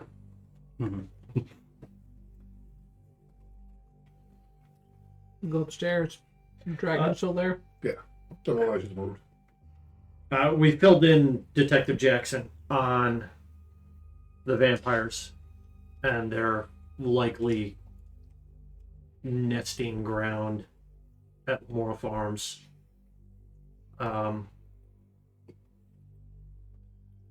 He's fought one before, he said. What he thinks is probably a vampire. And after he did, he got a mysterious care package with sunlight rounds Ooh, for his pistol. I need sunlight slugs. They were weird. I've never seen. I've looked at a lot of ballistics stuff, but I've never seen a cartridge design like that. And he's just a You ever normal told us detective. about He's not Pet tied Source in with Valkyrie? anyone. Or not really. I know Marcy has I've mentioned told you it. about TFB. Okay. He says he's seen some stuff, and he kind of believes. You know, he said he put almost a dozen rounds in a person's chest, and it kept going. Oh, I mean, drugs can sometimes cause some Yeah. crazy stuff, but Sure. You guys just put like 5 Oh, or 6 no. rounds in a Oh, no. the other day. A hole in someone's head. Yeah. oh no, we know. It's not drugs. No, it's certainly not. And he didn't believe it was either. So on the Lamora farm, that day that I called and they said they hadn't heard anybody. Mm-hmm. They haven't seen him in 10 days or whatever. I can call my contact at the public market and see if they've made a delivery recently. They may give us a clue as to, like, are they still operating as a farm? Or is it pretty much shut down and everything's vamp mode right now? Yeah. Good question. Sure, if you want. I mean, you talked to somebody, right? They just said that they hadn't seen the boys. Yeah, I didn't. But as Okay. far as we know, that could even been the Serpent Queen talking. I hung up pretty quick. Sure, yeah. Could have been a worker they're keeping alive.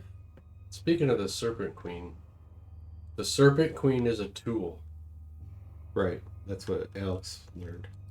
Is it a tool to awaken these elves? Because, I mean, That's with what- that vamp met us at 4 Mile Preserve, Had a tattoo of a Medusa. knew that we were going to be there, is what I'm guessing. So, anyway, No, random thoughts, but Or was watching the house and saw us leave and mhm, figured that's where we'd be heading. which is 'Cause that's also where the last concerning one went. that they're watching our house. Should we call this minister or not? I think let them call him, or maybe Detective Jackson told you about him, right? No, Oh, you just found the notes and Ed's. that was notes. Yep. Maybe talk to Detective Jackson about him. Find out if you can run anything on him. Yeah, I'll see if he wants to assist with that. Like Gavin said, we're going to the sister's house to learn a little bit more, but I think we're gonna have to confront Leonard at some point here. Leonard's a big dude. Confront that we know what happened. I mean, that may turn into a battle, but we need to press him to Give it up. give it up, right? Hopefully we can press the sister now. And it'd be great if there was a priest there that could do an exorcism as we're kind of provoking the spirit. You think he's possessed? I mean, I've seen The Exorcist, so I'm only going from what I've seen on TV, but His aunt has seen or felt a demonic presence in the house. it's all the reflection. Right. Mhm. The knife, when I picked it up, I had the vision. I could smell the sulfur. I could smell the smoke, feel the wind. I think they tried to do something to save his girlfriend's baby, and it backfired, and is possibly in control of Leonard right now. And if we want the spear, we have to rectify that situation. Or the baby's possessed. All right. Or both? Okay. So, I think we're pulling up to Jenna's house now, so we're gonna be in touch after. Okay. Well, I guess we'll go and try and talk to this minister then. Eli clicks off. So, fading back to the guys in the truck, trying to get to Jenna's great uncle's place. You've gotten to the end of the paved road, and a not much of a trail continues. He's got So a you're at the beater end of truck. hard scrabble road outside of Salamanca.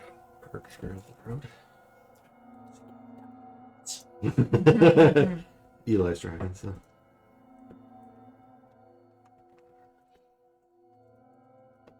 Now we gotta look it up. Yep.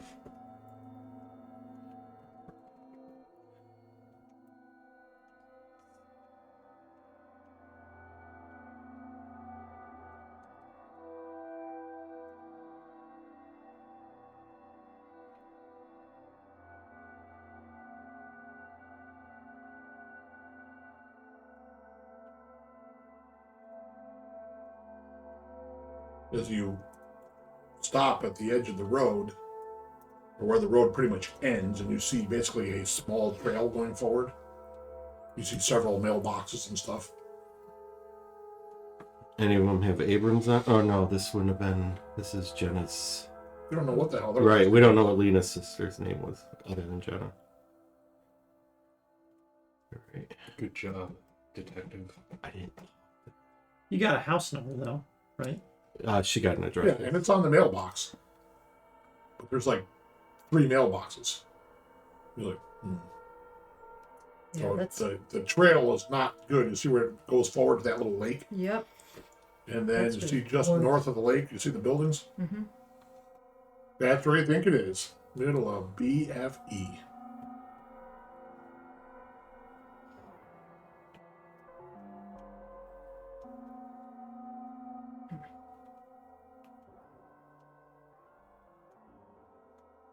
And we were told that the old uncle is fighting the white people. Yeah. I don't think he's gonna want Well, to. he's the great uncle, so Mm-hmm. you figure if Lena was in her early 20s, even if her sister's a little bit older, so I mean, we'll say her sister's 30-ish. Great uncle means 2 generations. he's up there a bit. Mm-hmm. Yeah, he's probably 90. Could be. No. Do you have the map pulled up?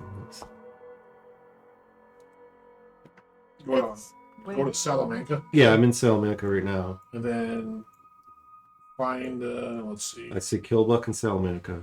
Okay, so go to find Tim and Bonnie. Yeah, that's the only thing Salamanca. that shows up. Tim and Bonnie's Salamanca. Yep. And if you zoom in, going right past there, kind of to the northeast, is Hard Scrabble Road. Or Lake Erie Tobacco Company. Either one works. Okay. Right off the 417/290. Does Ela have Native American descent? Ela? Ela. Oh, yeah. You find it, Kevin? I see You're Lake in Erie Concord. Tobacco. Okay. Okay, so the road that runs in front of that, if you zoom in, is Hard Scrabble Road. Yep, I see a hard gravel. Okay. Follow that northeast. Yep. See where it ends? out in the middle of nowhere. In the middle of nowhere, and you see a Oh, little bit the further small lake east, you see a there. lake. Yep. And Okay. just to the north of that are buildings. I see like 3 trailers. That's where you think it is. Now that's that's probably, I don't know, 500 yards up the road or whatever, up the dirt road. Yeah. It's not even a dirt road. It's just a path. As you guys are looking out there, you see horse tracks. So we can't take the truck on there. It's too narrow for the truck. Yep. And Eva, we thinking Jenna lives here as well. Yeah, this Okay. was Jenna's address, yeah.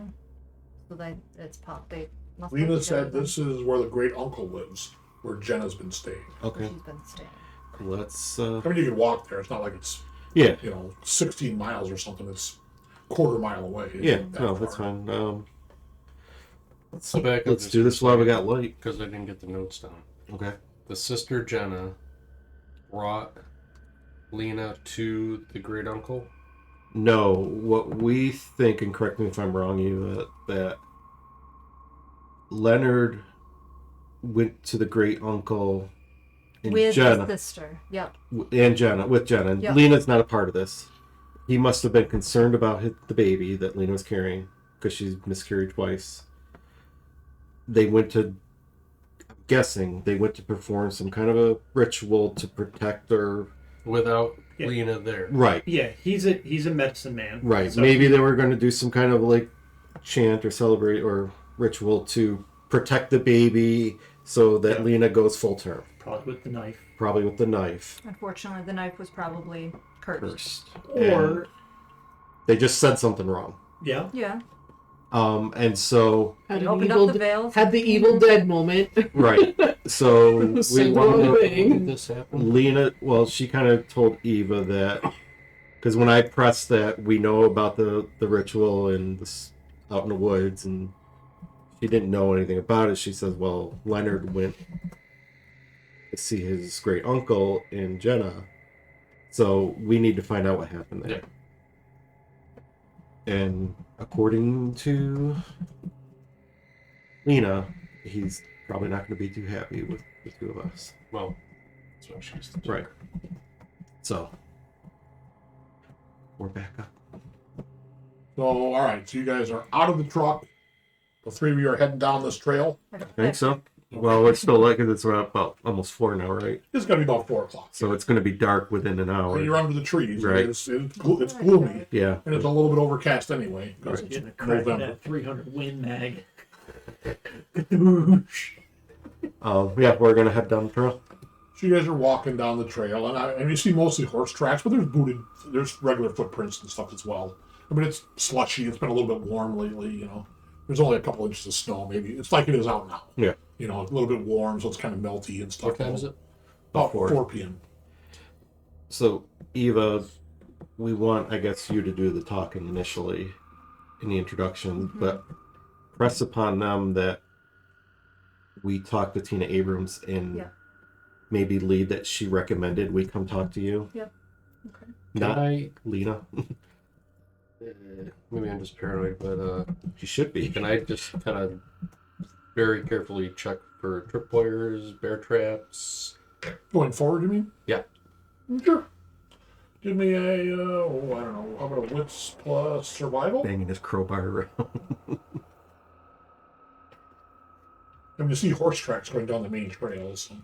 But anything can be done after the fact, sure.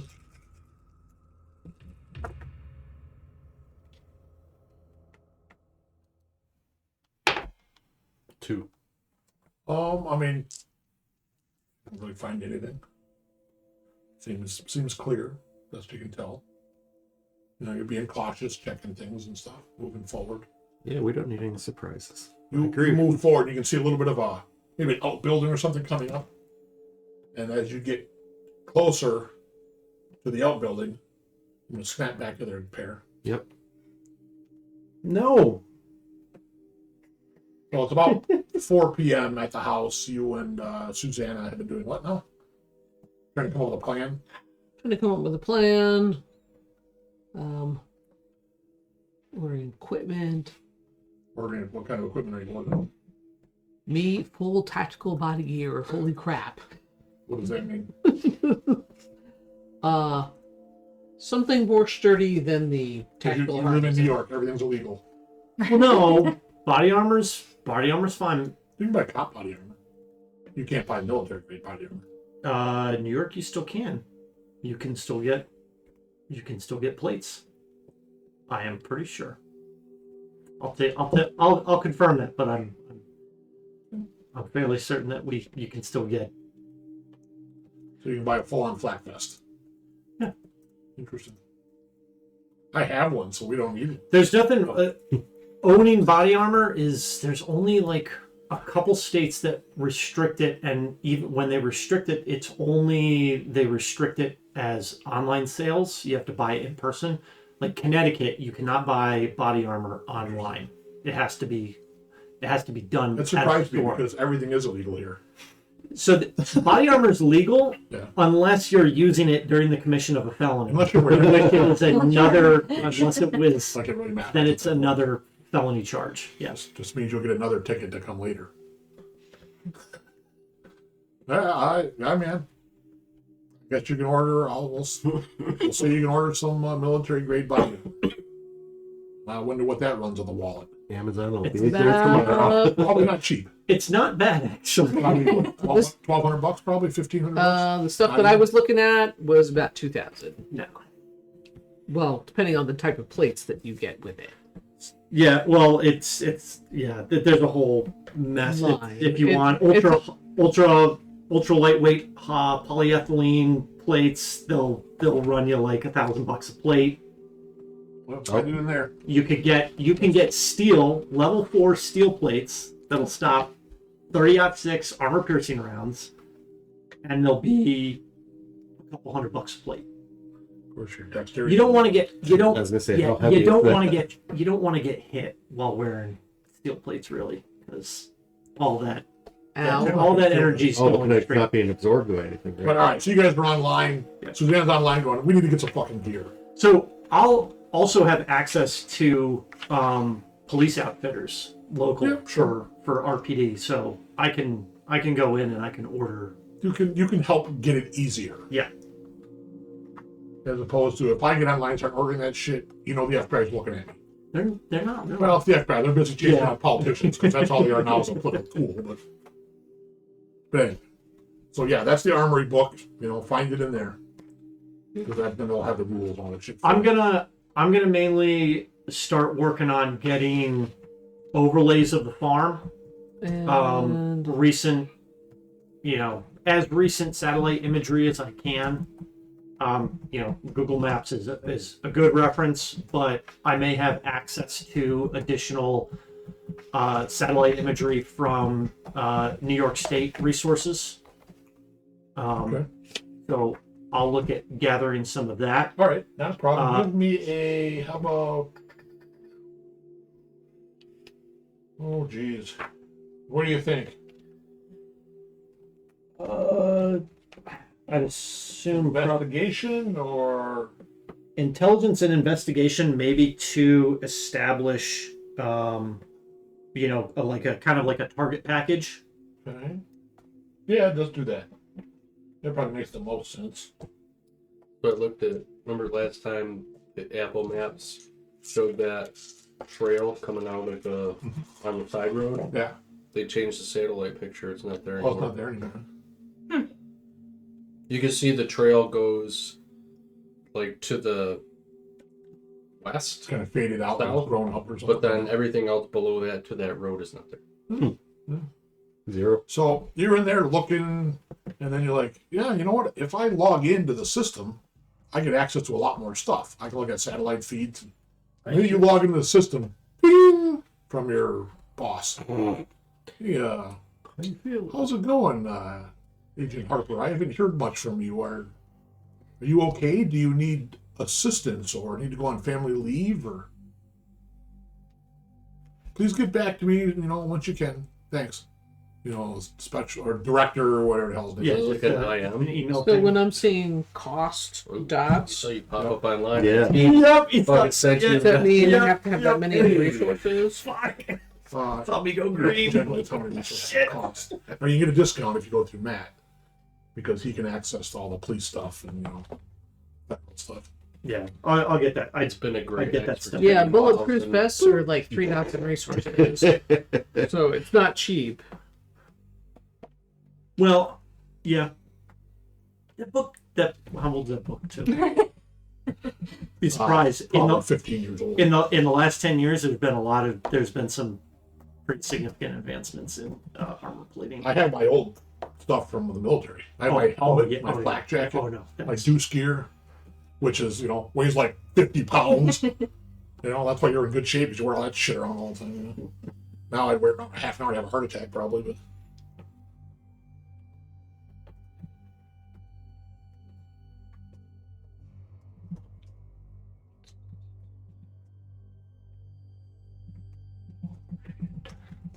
We'll go through you. You can get the equipment cheaper. Well, And you guys look at that stuff. It's not that you can't. Basically, you can knock off a dot, basically. So if it costs 3, he can get it for 2. That's the digital ones on our Facebook thing. I don't know if you need it. and But all these I'm gonna books call are someone up there. about picking up the deep ones. See if we can get paid for those. Okay. You're calling Randy? Does he pay more than Mercy's people?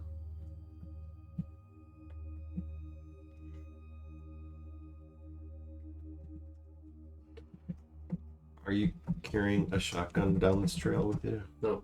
Just your crowbar or nothing? I've got my fucking knife.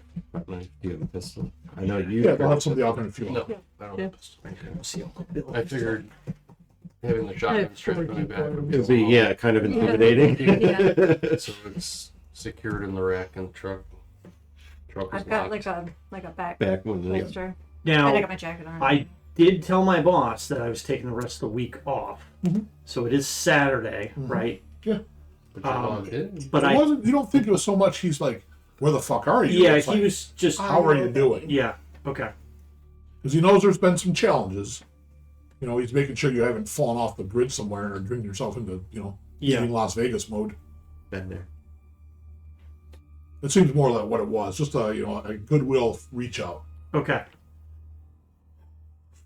Wonder. Well, I wonder if I let him know that I got tapped to assist Detective Jackson, and maybe pulled Detective Jackson in. Normally, if an agency, a police department was asking for federal assistance, a request would come through. Yes. It would go to Albany or whatever the corporate office is for the FBI, and then they would send it to a field office. Yeah. So. Might come to you, but roundabout, Yeah. or it might not come because you're on leave. No, that's true. Yeah, because it wouldn't come to me. It would still go to them, and they would assign it to probably another agent, or they just put it in like backlog for me. But I'm almost thinking, maybe I let them know everything's good, and by the way, I got shoulder tapped by a detective acquaintance in Irondequoit, and you're gonna see a request for assistance come in the next 24 hours to assist with missing persons and potential kidnapping.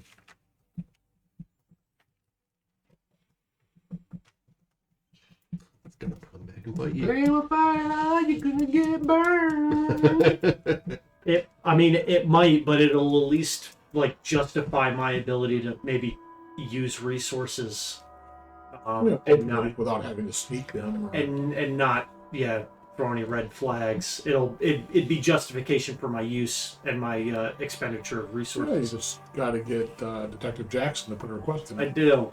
But yeah, not a problem. You want to ping him that back and say, hey, I got a little bit of something going on. Yeah, I'll let him know. Vague, Yeah. I'll let him know. I'm good. The time off's been beneficial. I did get tapped by a detective associate. He was asking for my help. I told him that we're going to need a formal request, and that they may see that come in. Not a problem. Around a quick PD. So we're about 4:30. Yep. You I know, got it. Suzanna's trolling online. She's like, ooh, look at this one. Ooh, look at this one. You know, looking at you guys are looking at different things while you're like you're trying to find stuff on the Moore farms and stuff. Not having a great deal of success, but it happens. You know, Google Maps gives you some basics. Outdated imagery. Yeah.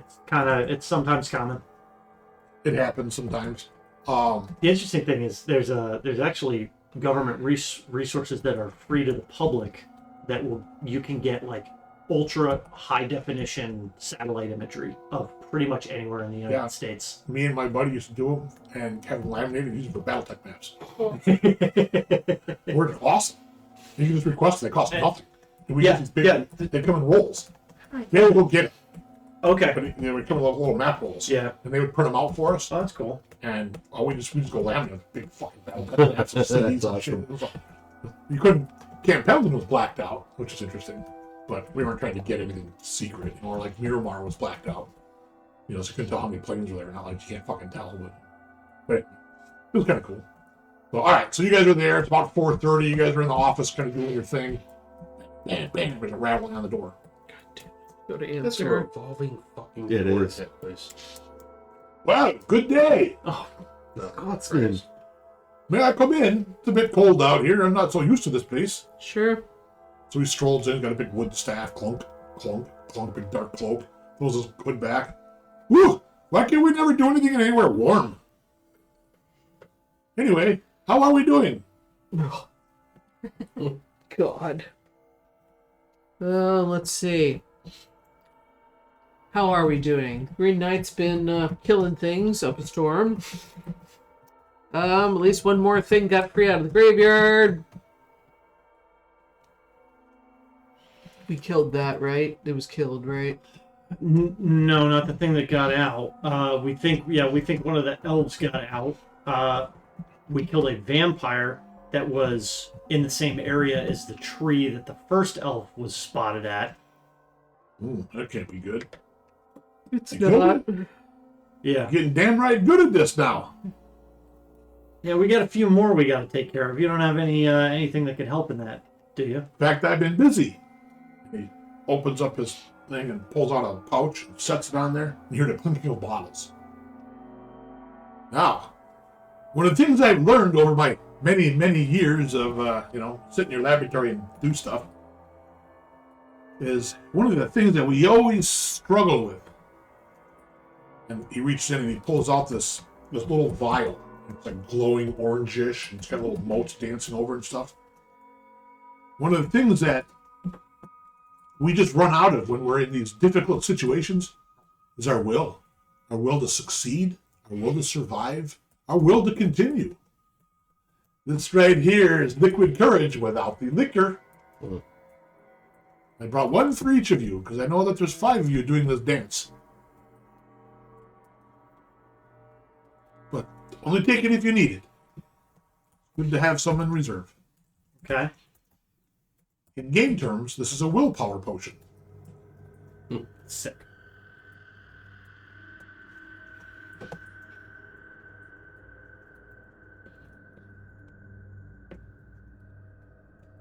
Good, because I need it.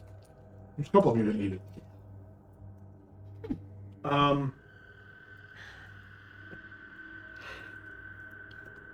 We've had more developments with stuff happening around the winter solstice.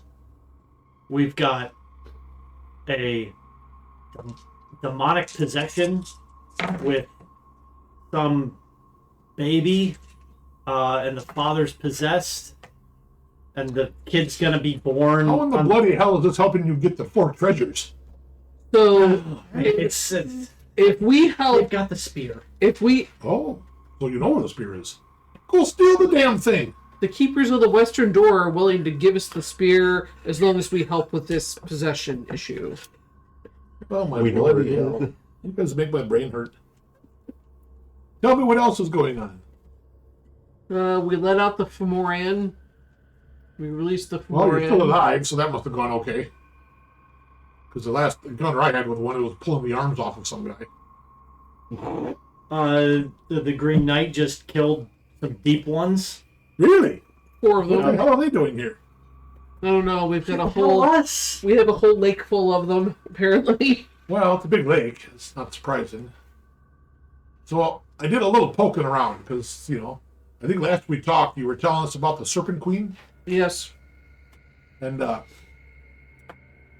I was kind of curious because, crazy vampires like to have crazy names.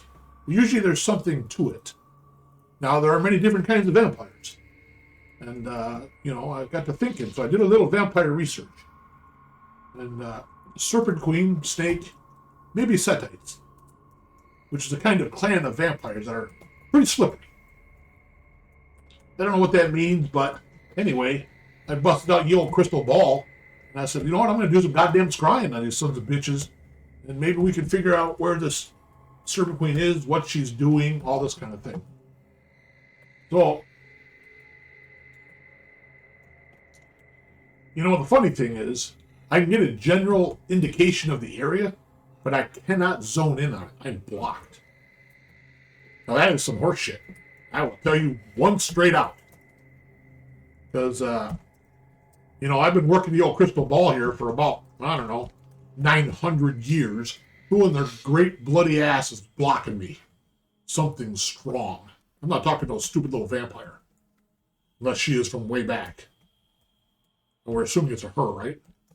Is it her, Serpent Queen? We've heard a female voice, but what is this clan? There are clans of vampires. You understand? There are different kinds.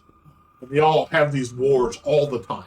They're always fighting with each other and trying to maneuver and do all this crazy shit. They have their own shadow politics. They don't always get involved with humanity because to them we're just cattle. But, so she may potentially be a kind of a clan of vampires called Setites. Now the tricky thing with them people is elder Setites can remove their heart, so you cannot stake them. They come from the old sands of Egypt. So think of those kinds of powers. I ain't never fought any before. They don't tend to wander up into the, Scottish Highlands much. The ones we fought have had wispy shadow arms. Could be different kinds. Different clans will work together sometimes for bigger things. This is only speculation. It's not. I have no way to verify it, obviously.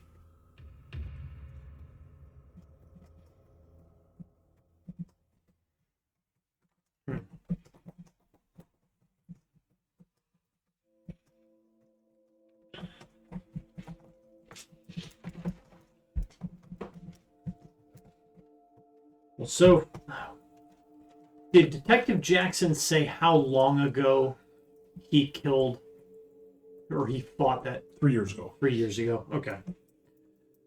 Well, by our calculation, we've killed 3 of these creatures in the last week. Sounds like they're beefing up for something. And an associate of Suzanna's was doing some reconnaissance, and he Ran afoul of them. Yeah, but he was of the belief that there was 5 or 6 of them, and a white vampire.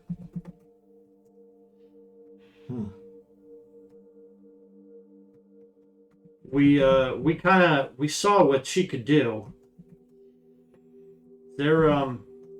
We kind of feel like maybe she's able to scry as well, which may be why you can't scry on her. That's bullshit. Ain't no way some stupid vampire can block my scrying. What if she's a wizard too? I don't care if she's bleeding Gandalf. Ain't no way. It's beyond her. You think she's having assistance? Something's helping. I just haven't figured out what. Something or someone? That was the difference. Something not good. Eva. Battle. Text Alex. Green Knight's at it again. He's fighting. What the?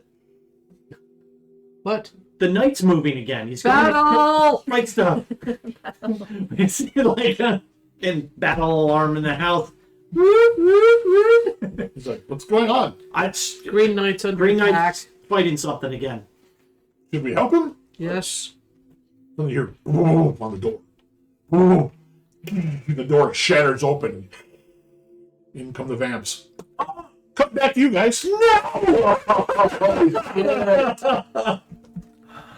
Damn. You should get this guy on the help. It's 9:42. It is a cliffhanger.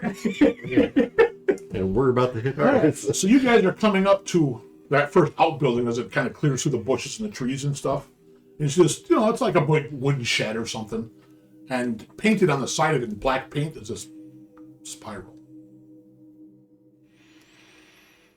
You're like, that's a weird symbol. Is it like the Irish? It's just Spiral. like, it's got a black dot and it goes and gets bigger. It spirals outwards for, 6 or 7 circles. You're like, I wonder what that means. And then you hear, and you hear movement.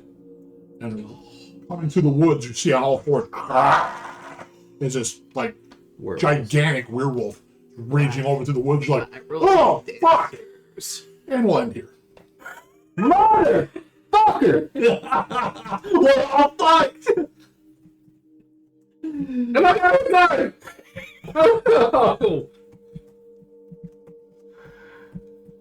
It's that great grandfather or great uncle. Yeah. I wonder if Cleom Soleil is Oh, it's coming out. forged in silver. I've got Oh, a it's hunting magical. knife in my backpack. Better than nothing, man. I got Take my it. knife too. Okay. Grandpa's a black spiral dancer.